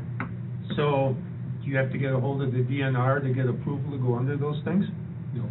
You can just go under them. Unless they're navigable. Right, I mean, Unless you there's just a- opened up a huge area of permitting. Unless so there's they're a all- Fish and Game wildlife easement or a pasture easement on them, we can just. Or a navigable stream, but that's not, you don't have anything. So you can just go right underneath those creek beds then? Provided the landowner gives us Yeah, permission. you still have to get You an got easement. Painted Woods, right, that we'd have to deal with. no, you wouldn't have to go under Painted Woods, you'd have to go under Troll Creek. Painted Woods is You'd south. have to go under a couple coulees in town here.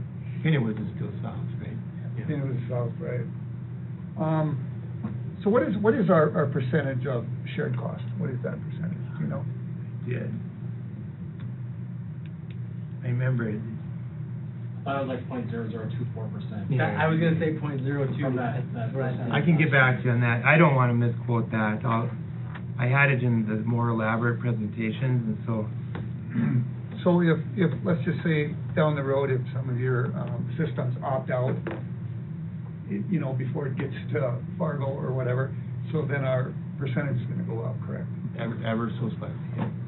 But it won't be a need, just given the way, because you're Yeah. only paying for the intake. Yeah, you don't And pay if any you of No, I look know. at your I get it. assigned Yeah. costs, No, I get they're it. not very big. Yeah.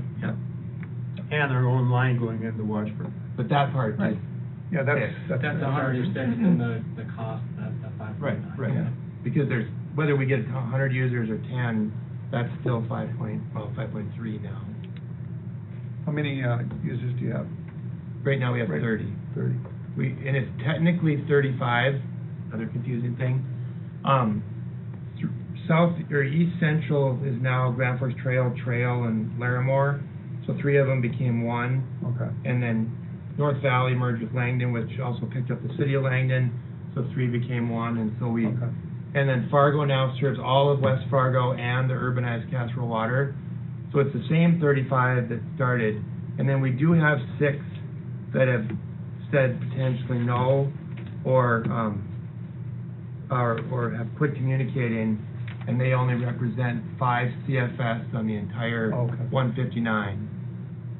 Central Plains, Tuttle, which was hardly even a user, Nominated point. Foreman, and then Greater Ramsey, Wapaton, and Barnes are the Okay. 6 that have expressed that they Okay, may not that's fine, participate. okay. Yeah. Just curious, so. And then we are potentially, the other thing, if I could take things just one more squirrely nature, Yep. when we looked at your costs, there's a difference between the cost for domestic and industrial. Mhm. And so if you were to be interested, the other thing we're gonna ask you is how much domestic water do you want through 2075? And how much industrial water do you want through 2075? And the industrial water is cheaper than the domestic water per unit volume. So it's like on the 450, if you said 200 domestic and 250 industrial, that could have an impact, making it cheaper. In addition, one of the legislative strategies this biennium is to ask the state to pay for 100% of the industrial as a bank, and then whomever gets industry will start paying back for that for the industrial share. So like if you had that 250, that would be you'd maybe pay a really small percentage of that, way smaller than what we've talked about here. We'd put it into a state bank, and then if Blue Flint came back to you, for instance, you could go then and get that for the same numbers we talked about here, but it would reduce your cost from what we've presented so far, but we haven't got that approved yet. But there's a lot of small systems that all are interested in industry, but they also realize that speculatively paying for a water project that they don't know about is a big lift. And so we want to go to the legislator and say, would you ever consider banking this like you paid, potentially for that natural gas pipeline to the east, put some money into that, and then we'll pay you back when we get it. And legislators haven't said yes enthusiastically, but they haven't said no. So you got a lot of moving parts on this whole project yet, Yep. is what you're saying. Constantly moving project. But I think, But the parts that are still moving quite a bit are not the intake. It's the line. Right, but all the other stuff, There's are all still a lot the of moving moving parts parts. with it. and we tried to be conservative so that, other than the question I couldn't answer today, we tried to present something to you that we know is good from what we've heard, and that things should get better, not worse. So we tried not to do a rope-a-dope or something where we bring something in and then the moving part penalizes you somewhere down the road. So the wet well is above the high ordinary water mark, so once the project in the river is complete, which should be soon, we're out of the Corps jurisdiction. Which was our Section 10 permit that we needed. And we can't believe that Missouri didn't sue, but they missed it. They admitted they missed it.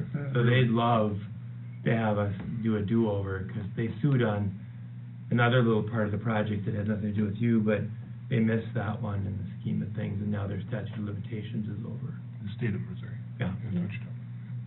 They have a law on their books in Missouri that not one drop comes out of the Missouri River without litigation by them. Because it's their river. It's their river. Well, named Yeah, after it's named after them. but if you know, in fairness, I did know that. Nevada, That they were mad. Las Vegas has a project on the books to get water from the Missouri. Denver has a project on the books to get water from the Missouri. Los Angeles has a project on the books to get water from the Missouri. And the state of Kansas wants to renew the Ogallala Aquifer with Missouri River water. And so they realize that if they let any precedent get established that people can use that, they're not worried about North Dakota.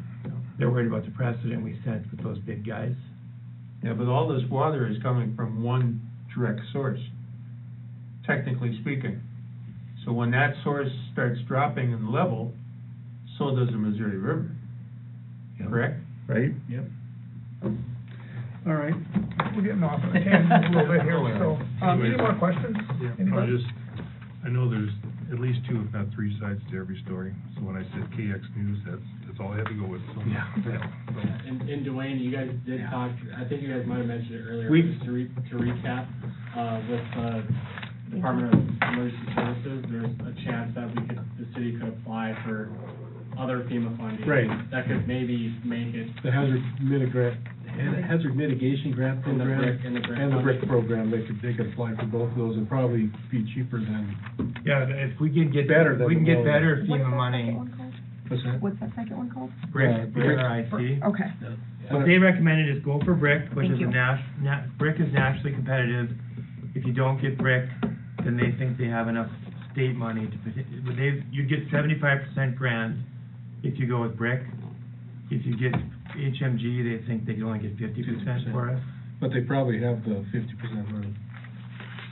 Bricks, Okay. you have to compete And that's where, And the brick's a new program, so. we gotta go. We spent a lot of time working with FEMA. Okay, absolutely, yeah. And when we Yeah, didn't communicate absolutely. very well, it's because we were trying to make sure they gave us something definitive before we came back, because we knew we'd have that question. thank you. 'Cause I remember us talking about that, not knowing whether it was going to work or not. So, Well, thank you guys for coming. You bet, thank know, you. We definitely, you're still on the table, so, we're not, we haven't made any, nothing's gonna be decided, so, so. All right, guys. I gave her all business to share.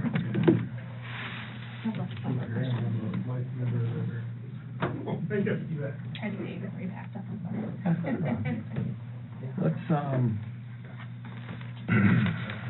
Let's go to number 12, the mitigation plan.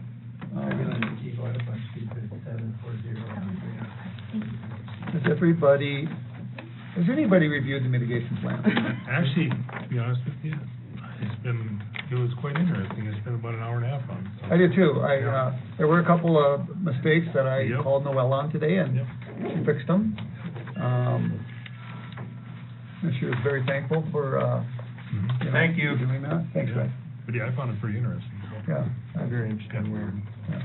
It's different. Yep. I mean, I didn't go through all 200 some pages, but So, is this called a proclamation, or what it's called, per se? Is it a resolution? We need to adopt it, right? Resolution. Who wants to read the resolution? yes, we have to adopt it. Okay, so Chelsea, would you, or anybody else like to read the resolution? I would have to find it on my electronic copy here. This one. Okay, Tim volunteered. I can do it if you want me to. No, he volunteered.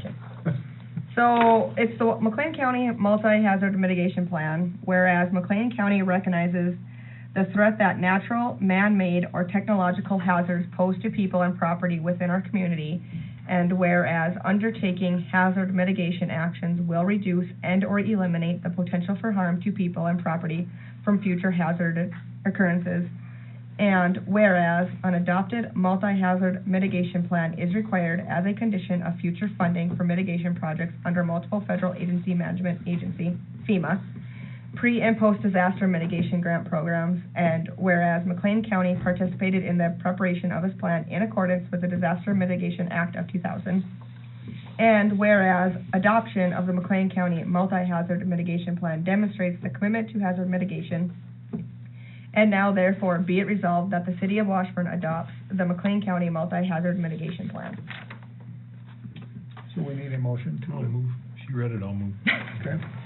Second. Motion and second, questions, comments? Nope. No, Tim? I looked through, yes? Yes. Yes. Don? Yes. Yes. Okay. Very good. I'm jumping a little bit here so we can have Eric involved with. Yep, yep, that's fine. So quality asphalt, patching, Adam? So I think you should all have a quote from Quality Asphalt Yep. for, That's the old one. I gave all 3 years. Oh, for $39,000. That's an estimate, that's not a solid number. Yeah, for approximately 4,800 square feet. The price is $775 per square foot, which is the same as the last time we had them, which was This was in 2 years ago. 2 years ago, so that's probably pretty good. And there's 11 patches, they're all pretty bad. Actually, we cut them out today. Since it was such a large amount of money, it needed to come before the commission. You know, we need to, you know, at least try and keep, you know, some of our spots up. So I'll make a motion that we approve the quality asphalt repair estimate. I'll second it. Yep. Any other discussion? So, nope, Tim? yep, yes. Yes. Yes. Yes. Yes, and that, I believe that'll come out of the budget. I think we have enough in the budget, right? I think so. Yeah, I think We should have it's enough. close enough We should have enough. from what was budgeted. Okay. You know, the auditors, but-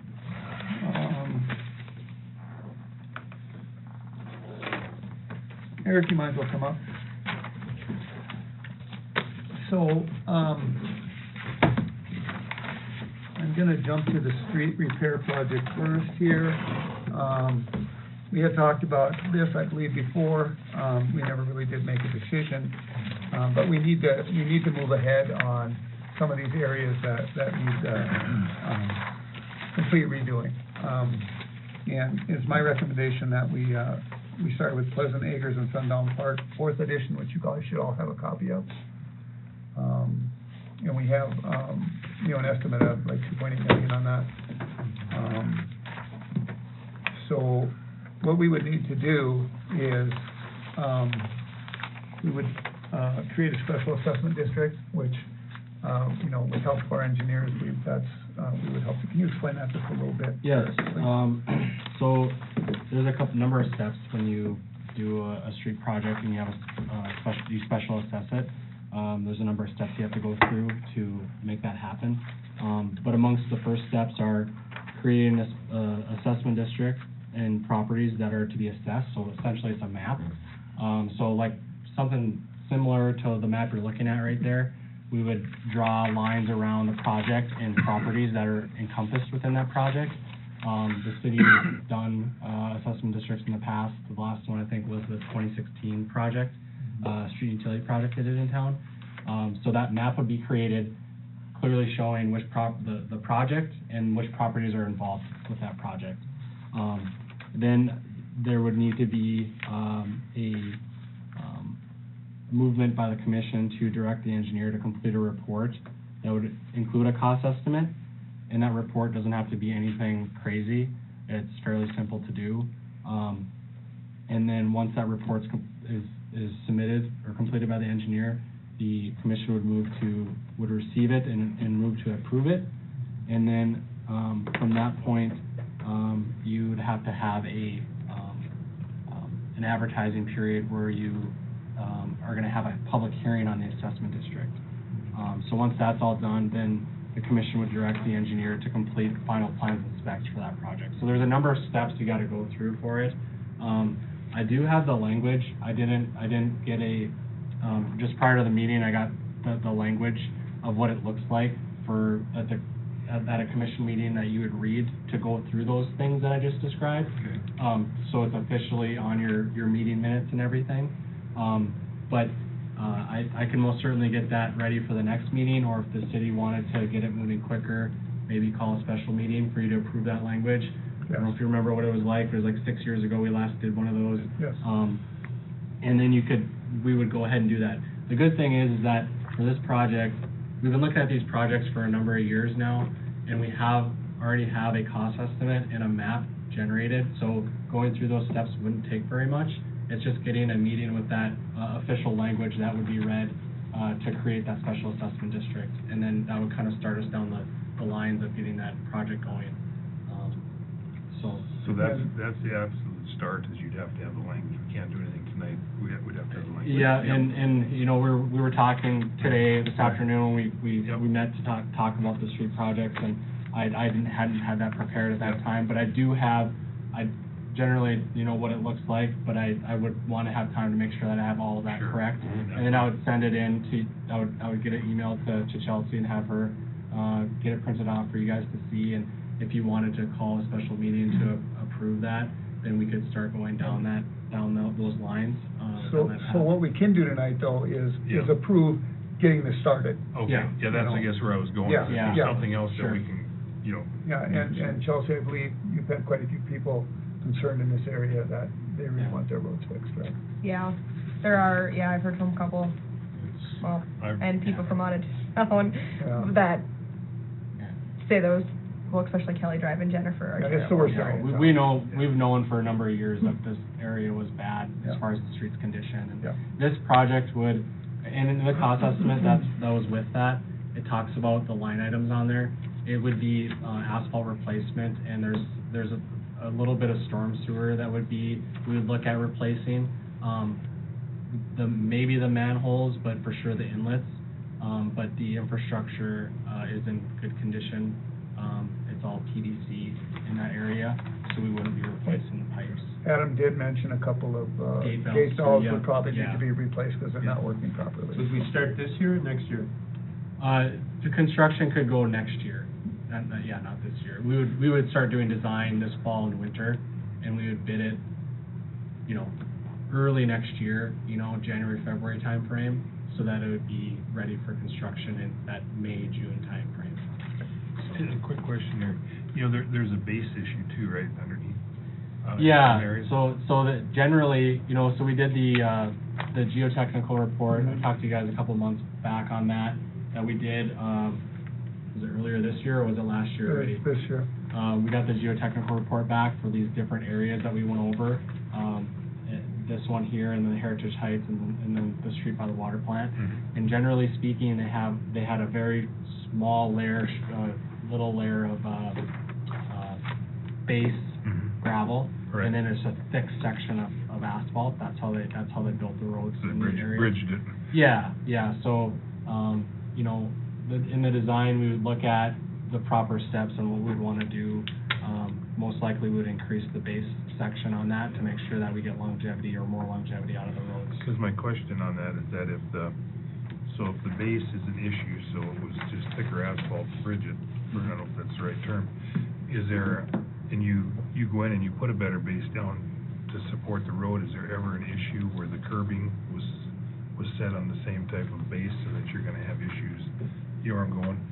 The curb itself, curb and gutter is on board, not that we wanna tear all that out, don't get me wrong, but does that ever become an issue because you stiffen up the road so it stays and over time, or do you feel the curbs are probably as settled as they're gonna get, I suppose? Well, the curb, you know, it's not getting driven on. Right. It is carrying drainage, but generally it's gonna be stronger Right. than your asphalt's gonna be. Okay. So we'll have to look at all the curb again and Yeah. see if there's any that needs to be replaced. But Right. Well, there is. Generally, you know, we're hoping to keep the curb replacement to a minimum. Right.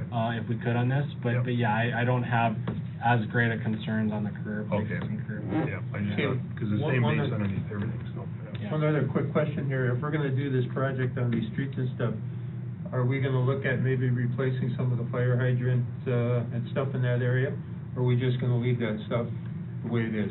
We can look at the fire hydrants, but, you know, I don't know, I mean, I've seen fire hydrants over 100 years old that work really well. I know, still. but since we're doing this project, Well, we're not really doing a lot of water Yeah. in this project though, Yeah. so, I mean, it's something to look at. Say we can- If, do you have hydrants up there that don't work?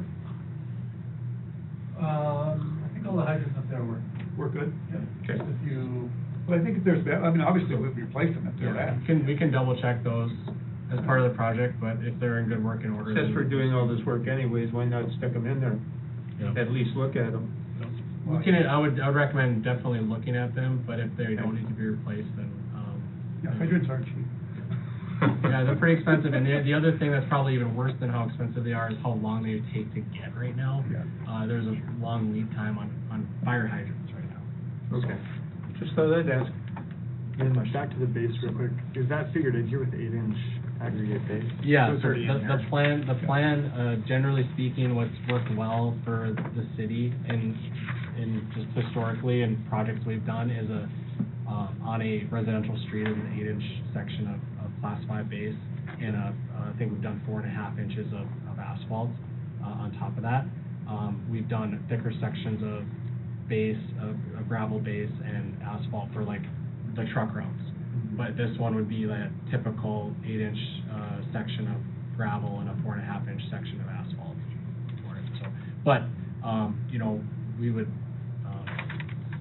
I'd have to go back and look at the geotech report to see what their pavement recommendations are, but I'm fairly certain that's what their pavement recommendations were for this one as well, so.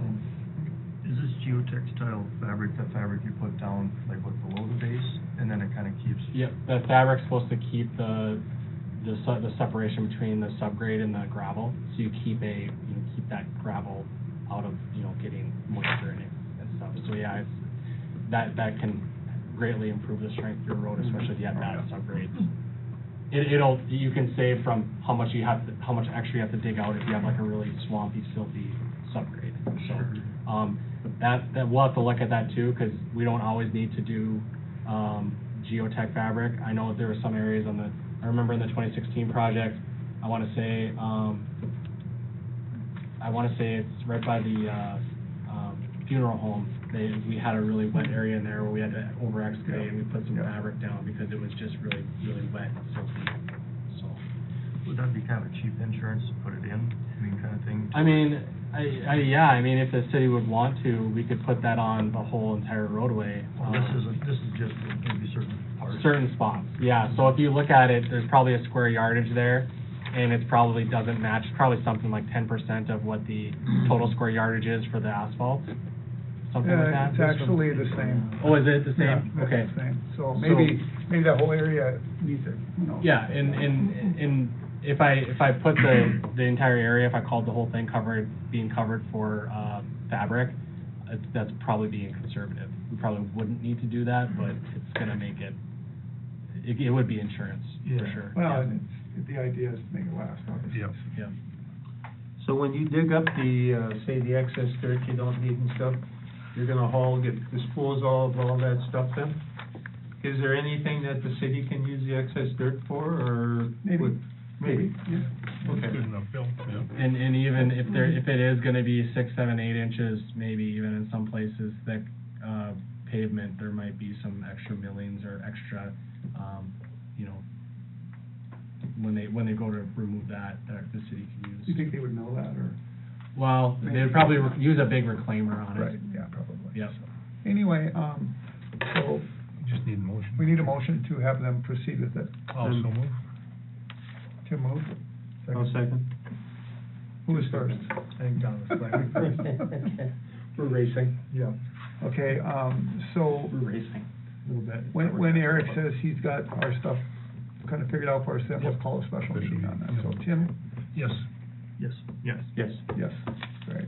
Yep, so I'll get the assessment district created, and get the properties all listed out on the map, and then I'll get that language put together that you'll read, Right. at your special meeting, and that way we can get going on it. I'm guessing you're gonna have input on us on where the Yep, district's gonna be and stuff. I will take a good hard stab Yeah. at what I think should be included on there for properties, and then you guys will take a look at that and say, Yep. yeah, it looks good, or no, we need to go back to the drawing board and I'll make adjustments to it. So there could be some inflation raised on this besides, right?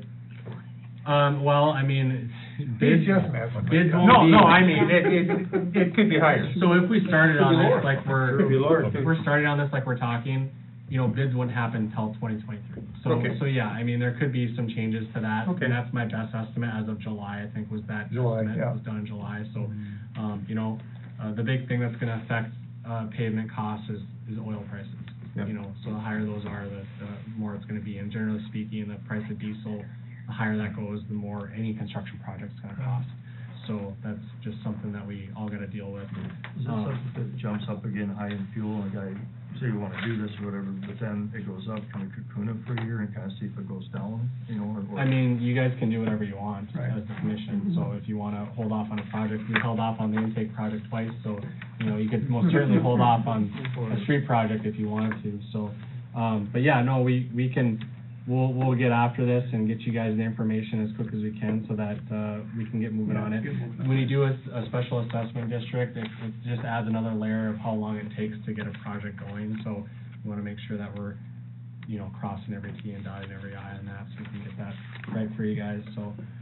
So also, you know, the thing is about, you know, people have a right to, protest it out. Yes. We wanna make sure that we give, you know, the landowners in this area at least an idea of what it might be. Right. Yeah. Because that's always been the biggest complaint we've ever had. Yeah. So, Yep. and that, And then there'll be there'll be a mandatory protest period where they're Right. gonna see that, and they'll Yep. have a certain amount of time, and then there'll be a public input meeting. I might be saying the wrong type of term, but where Right, they'll yeah. have a chance to come Yep. before you guys and talk about that as well, so, Yeah. yep. Okay. Gosh, I feel like there's one other thing I wanted to say with it, but that's probably enough for now, but I'll be in touch with you guys on that, Okay. that stuff. Is that it then? You want? I think that's good on that. Okay. So now the water intake project. So we are set to be meeting with the State Water Commission on the 15th. I will be down in Bismarck, it's on the phone, I will be at Eric's office, and we'll be discussing with them. So, basically what they wanna know is, you know, what are our plans? What do we wanna do? You know, I really think we need to try and pursue our own intake first.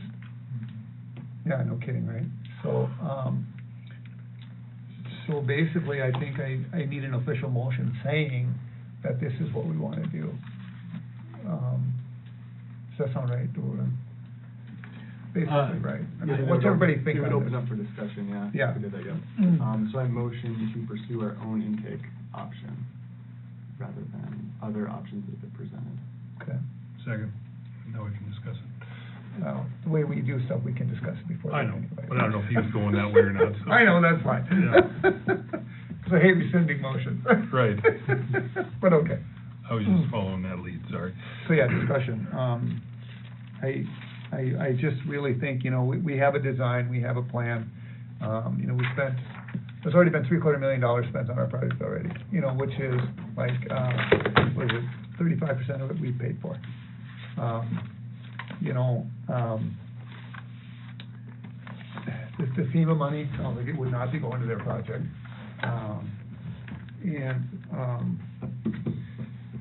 Where's that going? Honestly, you know, the Red River Valley project, it's just a concept. You know, we've asked questions before, they didn't bring us the answers.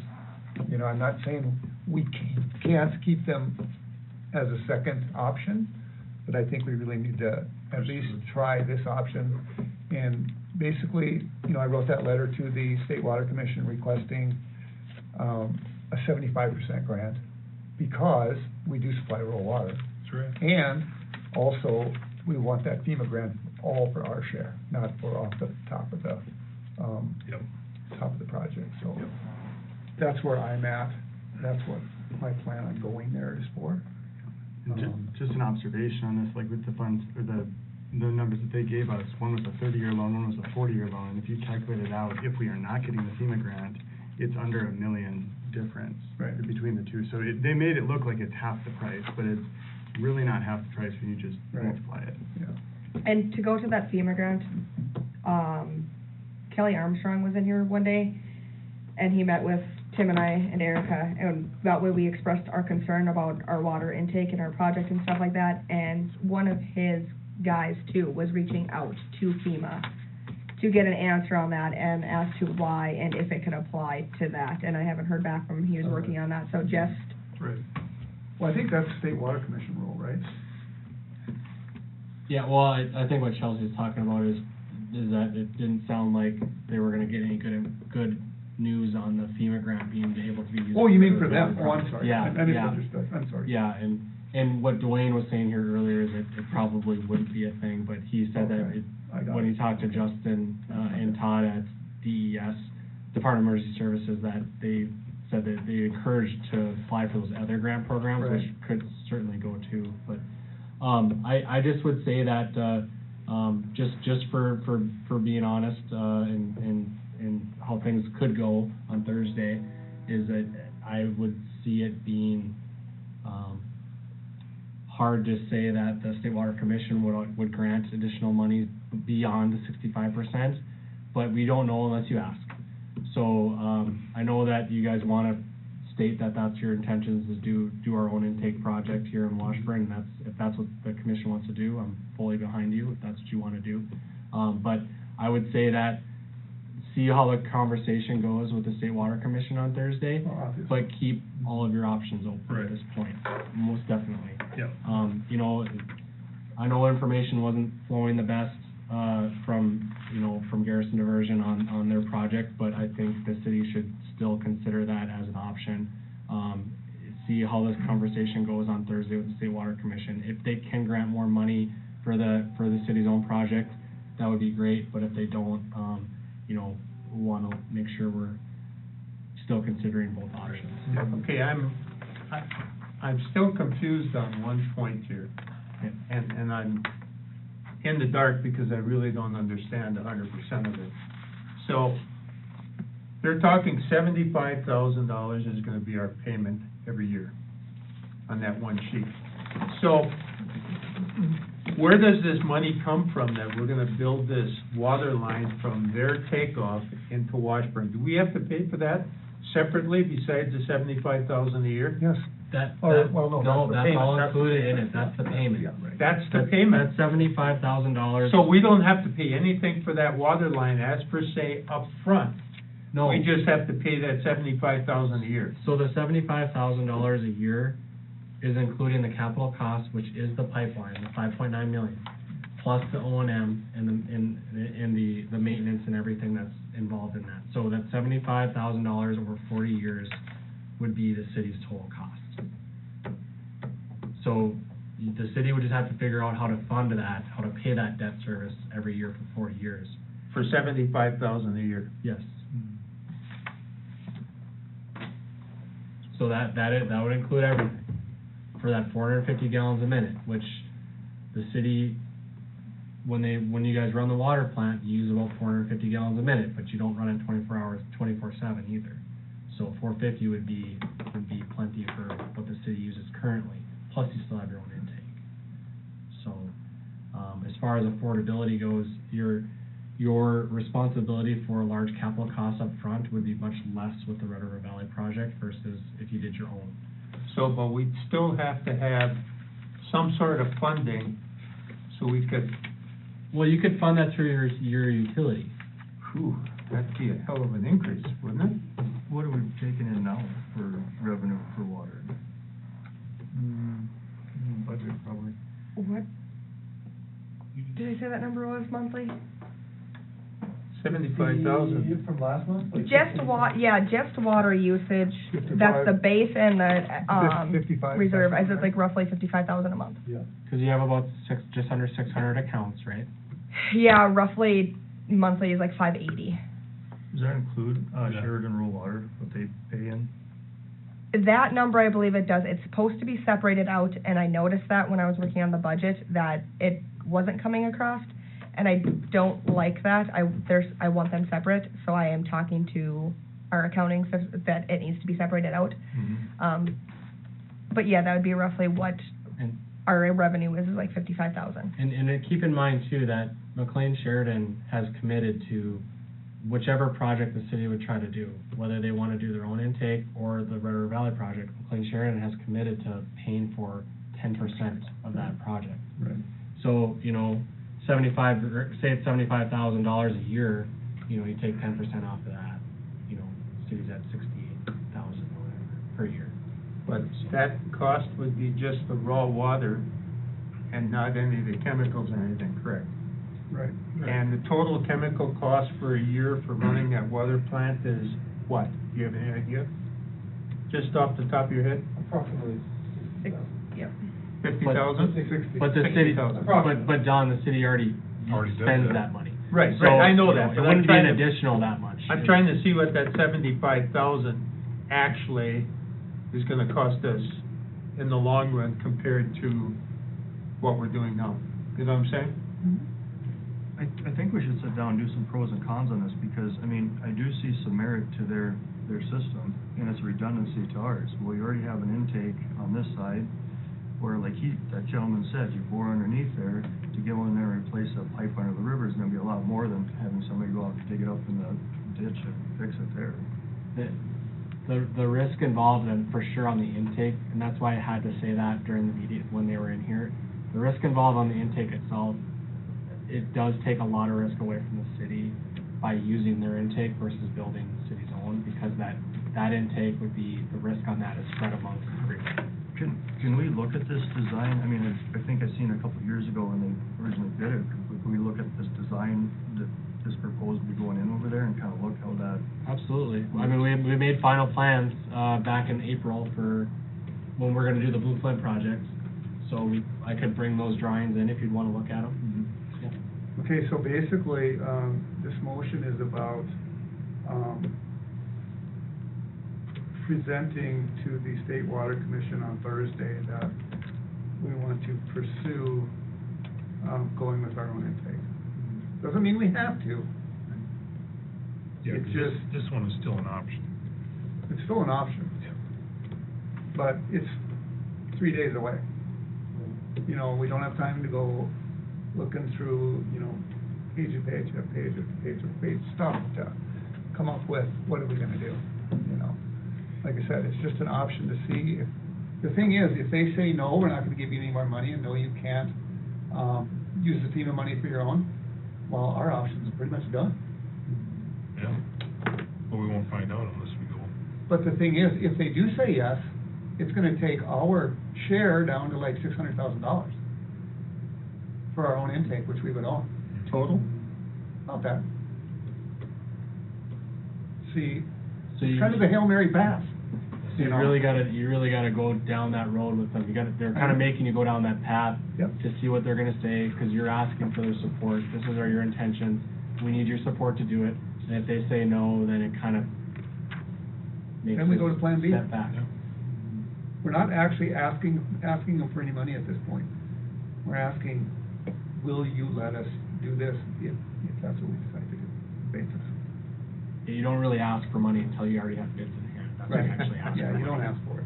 Yeah. And, You don't ask for it and they ahead can of time, say huh? yes. Well, you If they give say them an yes, estimate, still but when have you to- actually are asking for money, you need to show them, like, here's our bids from these contractors. That's kind of how they operate it, so, yeah, you know, you can try to get their pledge of support, that's the kind of the best that you can do at this Right, point. yes. But for you guys, it's just tough, like I was saying earlier, you know, the city is at a point to where the funding is only there for so long. So that's why we kind of need others that are involved in this with you to pledge that they're gonna be in it with you, if you go down that road. And if they're not, you know, you're looking at a $2 million, project, that's gonna be the city's, you know, if you go down Right. all your max funding. Which won't happen. You're looking at needing $2 million for the city's own intake. What it boils down to is that by doing what we're doing tonight doesn't eliminate this. Yes. I didn't hear what you said, I'm sorry. By doing what we're doing right now in this motion doesn't eliminate this. No, it doesn't, not at all. It's Yeah, just not at all. It's just a step. It is giving me permission to go to that commission, I should say, it's a commission decision giving me permission to go address them. Yeah, Yeah, and see whether that's they'll what it give is. us additional funding. Yes. If I could amend my motion, then, for Larry to present to the Water Commission that we would like to pursue our own option, and just leave off the rest, Yes. since obviously we aren't Yes. explicitly rejecting everything else, so. Right, it was exactly, I yeah. think we need a second or whatever for that. There is, Yeah, I'll second that. okay.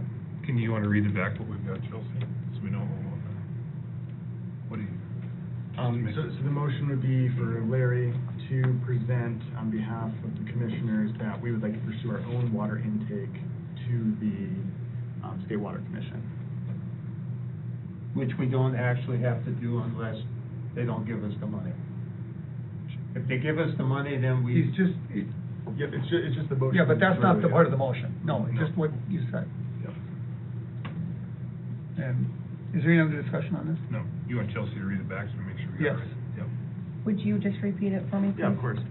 So I make a motion that Larry would present to the State Water Commission that we would like to pursue our own intake option. Never Thank you. seconded. Or basically what all our options are on our own intake versus, is there any more grants out there? Like, I mean, they had brought up this, BRIC or this HMG, is there any additional stuff we should be filling out? Well, that would be, that really has nothing to do with the motion, but,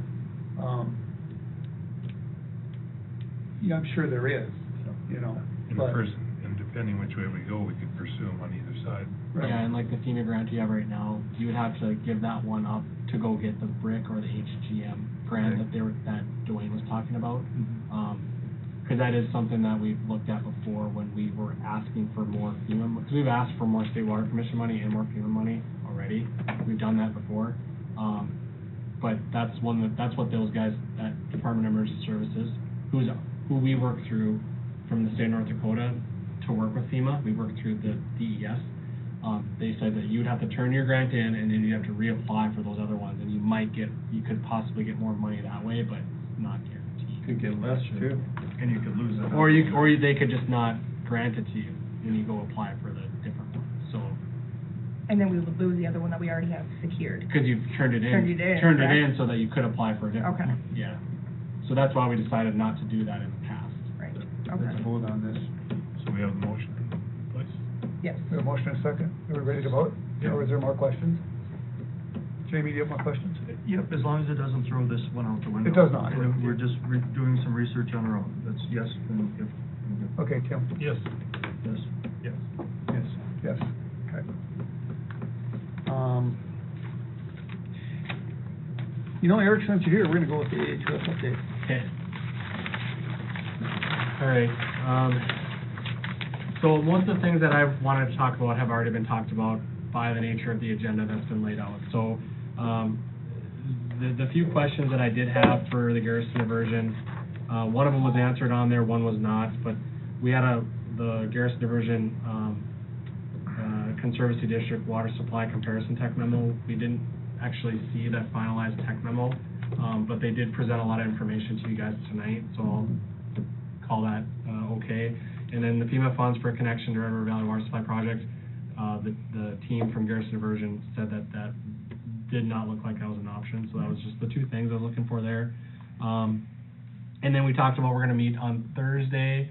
Larry and I are going to call in to the State Water Commission meeting because it's only a call-in meeting, so that'll be Thursday. And then we already talked about this street improvements project.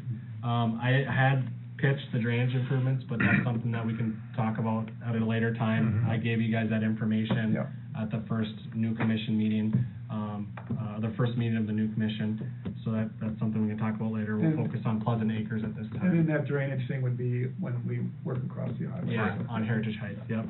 So, really, that's all I have, since we definitely did talk about a lot of other stuff in length, so I can be done. Any questions for Eric? No, thanks, Eric, appreciate it. I have one question for Eric. Do you like what Garrison Diversion is putting across the table as compared to our own intake? No, really. He's not gonna answer that. I know, but I know you work for us, but. I do. But. I am, what I have always said is that I'm interested in helping the city secure a water supply, a more secure water supply. I've been interested in that since I've been working at the That's city. a very political reply. It is, but I'll go a little bit further. So I am interested in that. I think everybody in town here is interested in that.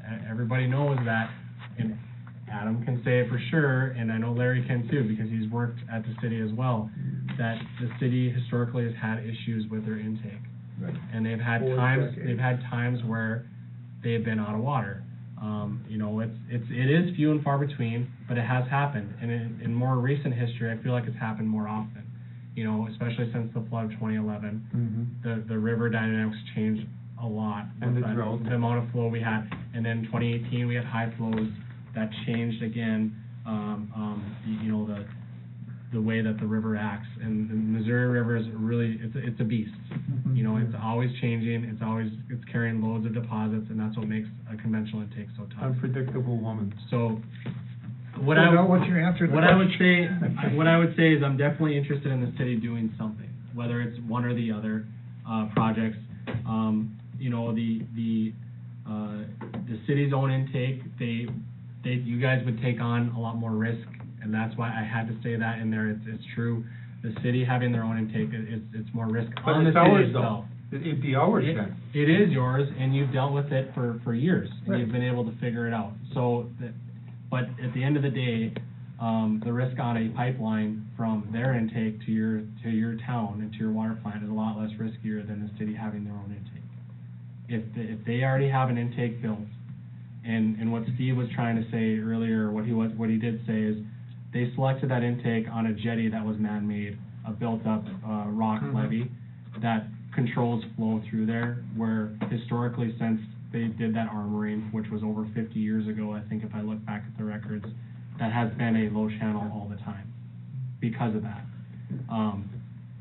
So it's a good position that they have it in, and it's a risk that's shared by everybody that's on the Red River Valley project. And the good thing about that intake is it's already essentially completed. They got some wrap-up work to do since they did the tunnel between the caisson and the actual intake structure. They got to put the screen on. But, you know, they got to put a little shell of a pump house is what he was saying, Right. and then the pipeline.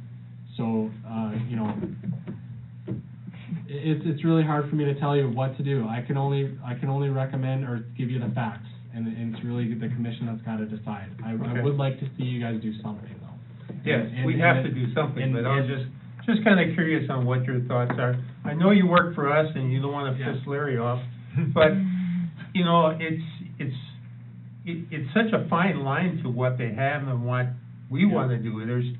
There's not much, If I may add something also, where we're looking at putting our intake, that has always been like the deepest part of the river for many years, 50-plus years. Yeah. So it's not like, you know, it's really a big danger that it's going to be. Yeah, we didn't pull that one out of a hat either I to know. pick that spot.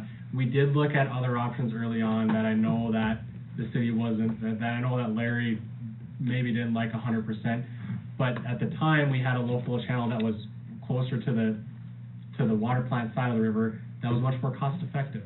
So another reason why the intake project has gone up in price, besides all the world events and COVID-19 and all the shortages of materials over the years, is, you know, we had to move that intake to the other side of the river and have a return line underneath. And that they've clearly called out many times on the city's project. But we didn't want to have to do that. We're doing that because that's, again, what Larry said, has been historically always been a low flow channel on the other side. So if the city existed on that side of the river, then, you know, obviously that'd be easier. Or if we had good geology for a horizontal collector well, and we could put one of those in and not ever have to worry about the river dynamics, then yeah, that would be great too, but we don't have that either, anywhere near the town, so that's what makes it tough. okay, I understand all that and everything. I was just kinda curious on what your opinion was on this, project going to Fargo and this, in comparison to our own. That's the only thing I was. Okay, that's good. We don't want to talk about this anymore. Any other questions? Any other questions? Okay. Okay, thank you. Thank you, Eric. So the 2020. Thanks, Eric. Thank you, yes. Thanks for all the help with all that. Yep. The River Valley stuff. You bet. That was awesome. My pleasure. 2022 budget.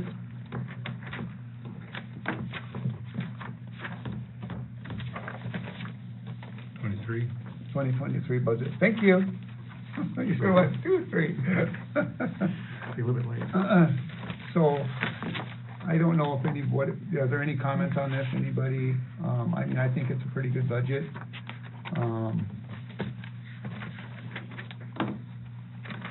Chelsea, do you see anything that might need to be changed, or Adam? I don't think Nothing. so. I mean, but I've stared at it, so. Yeah, yeah. I mean, I think it's good the way it is. I think we should approve it. I'll move to approve our 2023 budget. Second. Discussion? Tim? Yes. Yes. Yes. Yes. Okay. Where are we at? Portfolios. Mr. Doctor. Probably not my portfolio, I don't have really anything on that. The guys have been taking care of some sewer breaks and did that cementing around all the, you know, the valves and stuff like that. Adam's gonna report on that, but we do need to come up with something to get together with the park board to discuss some of these issues. So, just working on a notification on that, so.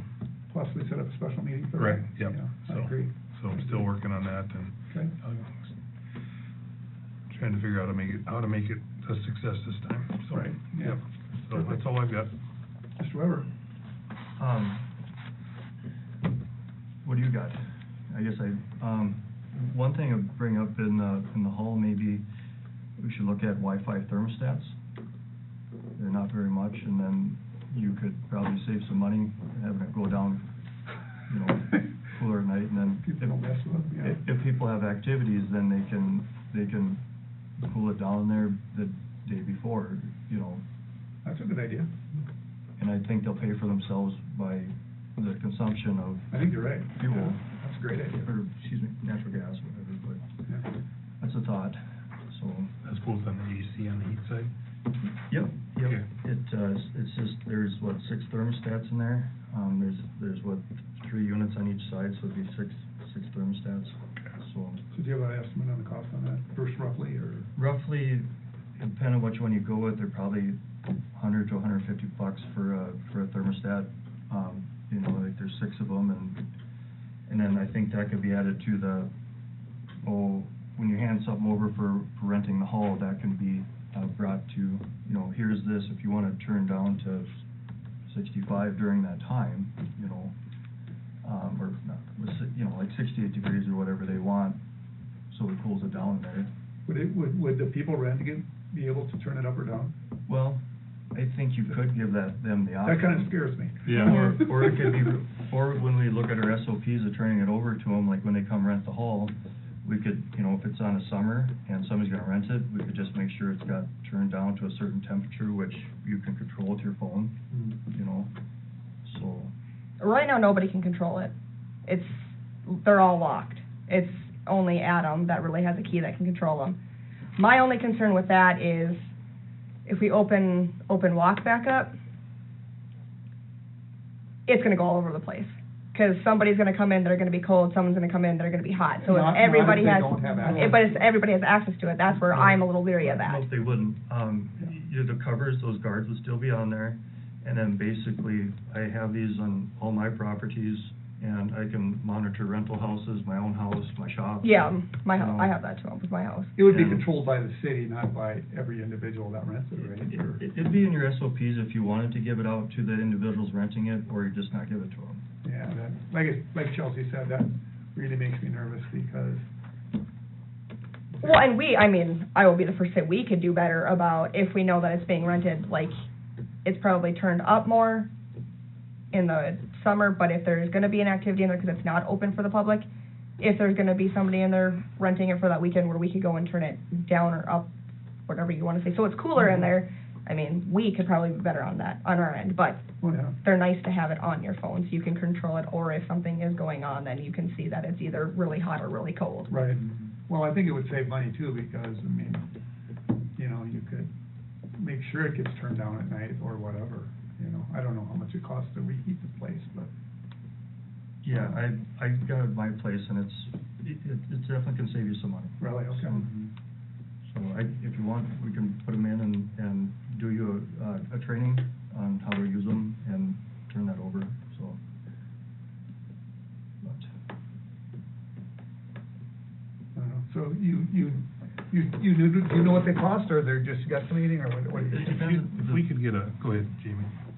It depends on which model you go with. I got kind of a base model we use. It's fine, it's easy to use, it's pretty simple. I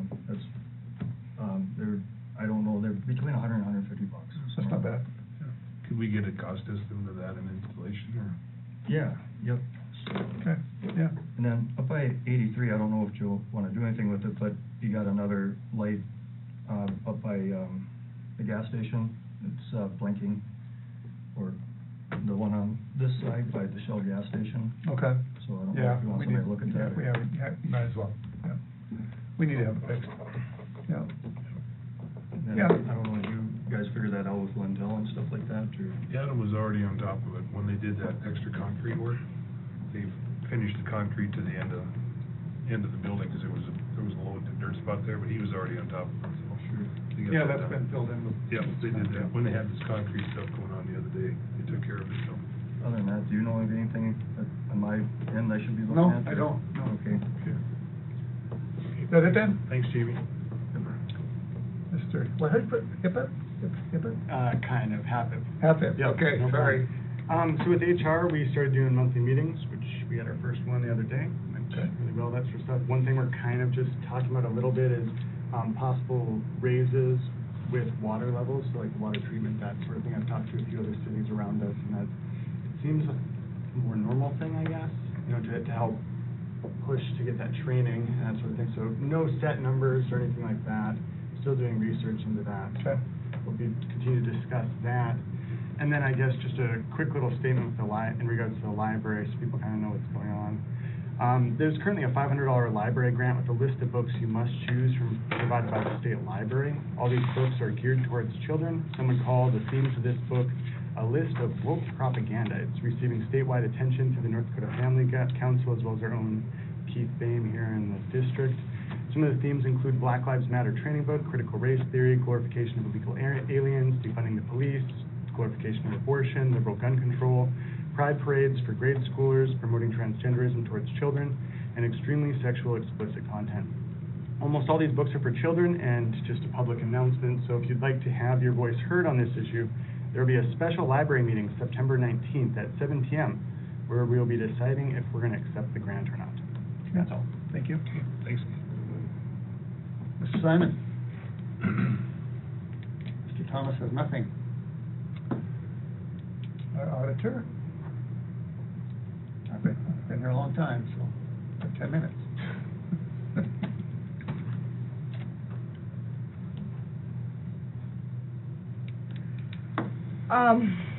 Typically, open walk goes back open in October. Right. Go ahead, open that back up. That's Amy, usual time. I was gonna call you this afternoon to discuss that, but I lost track of time. But yeah, usually October 1st is it opens back up, That sounds good. 8 to 3:30, they can go in there. School is back in there, then usually for practice. The city of Washburn is participating in the, like, health fair that they're doing next week over at the hall. There is an app that we have that is funded for 2 years that we have gone ahead to try. It's a Living Local app, and it can be a centralized app for everything going on within the city. It has a list of businesses, it can coincide with the school's calendar, all the events going on. A lot of the programmers on the back end have set it up. We are still working to get our calendar in there, so that, because it's a Google Doc. So we're still working on it, but there's a bunch of codes, or there's a QR code and like advertising material that we have. So we thought to get it out there so that people are aware of it and wouldn't know. Eric and I would be over there from 1 to 3:30, I believe the time is, next Wednesday. But if anybody has information that they want on there, or business information, if their business isn't on there, to let us know so that we can get it added, or if you need new information added for what's on there, we can't do it if we don't have the information, so just letting us know. And then try to keep it universal for like everything that's going on within the city on like that one app, because our Sure. website has been a nightmare, I'm just gonna say that. So the office will be closed for those 2 hours? Yeah. If I may ask just regards to that, have you been in touch with like the WIEDA, or rather, is it Washburn Life now? Yeah, Washburn Life. Like, see if they would maybe help, maybe they could send something out of their welcome basket, like, hey, here's this app, just to get the word out some more, or just some contact with them, I guess. Yeah, that's a good idea. It seems like a really cool app. Yeah. I looked at it a few meetings ago, but, yeah. That's a good idea. We got all that in now, so we have it sitting here, so we could give some of those to that, so they have them in there, just so new people come, they kind of have a centralized, that's a good idea. I'll do that. Okay, anything else? No, I don't think so. Yeah? Chelsea, do we wanna talk about the Slack upgrade for, do that? Well, let's wait till next meeting. Okay. So we can actually get close in numbers if we're Okay. gonna pursue it, that way they can, Yep. I mean, you can give a rough update on it. Slack is kind of our It's a team. workplace messaging software. Yeah. That we've been using instead of. Okay, we'll wait till next meeting. Okay, yeah, that's fine. But just for numbers and more concrete stuff for you guys and just throwing it together. Yeah, basically, we're using the free version, we need to upgrade, so, Yes. but we'll check on that next meeting. As Kim mentioned, we did a bunch of cement work last week, got some bells lowered, the sidewalk on Main is done, which is good, and then fixed the spot on Northgate that's been open for the past year and a half. We're gonna bill them, right? And we gotta separate that out, but we haven't got the bill yet, so. Make sure you put all the labor and everything on there, so. Yeah, yeah, and they know that they're gonna be short labor. Right. So. Yes, I called them and she okayed it with their boss and just told us to invoice them then when we had it done, so. Good. They know it's coming. It's gonna be way cheaper for them. Yes. Yeah, anyway, so. We fixed the lagoon transfer valve a couple weeks ago. That's a project that was in the works for 2 years and ended up being real easy. But, it's done, so that's good. We're still working on our other lagoon issues. We need to get a sludge measurement on our in-town lagoon before we, do any more on that, but I'll have more about that next meeting. Our fish cleaning station, grinder, went out this past week, so we prematurely cleaned the fish cleaning station. I'll get a hold of Game and Fish, to get a replacement. Do we have to pay for that? Last time we switched it out, they gave us the grinder, but we had to install it. Okay, that's a good deal. I'm guessing it's gonna be similar this time. And our guys are gone on Thursday this week in Dickinson, for some sewer and water training. Okay, that's it. Okay, thanks, Adam. Anybody in the crowd got anything? Okay, bills? Look them over, I'll move to pay the bills. Okay, we motion and second. Any questions, comment on the bills? Yes. Tim? Yes. Oh, just say yes. Yes. Yes. That's what he's looking for. Yes, Don's nodding, but yes. So one quick comment, Tim and Keith, you need to speak up because we're on microphone. Sure. I can barely hear you, so you know it's not coming through there very clear. I can hear him. Okay, anyway, so next scheduled meeting, October 10th. Thank you, everybody, for coming. Meeting adjourned.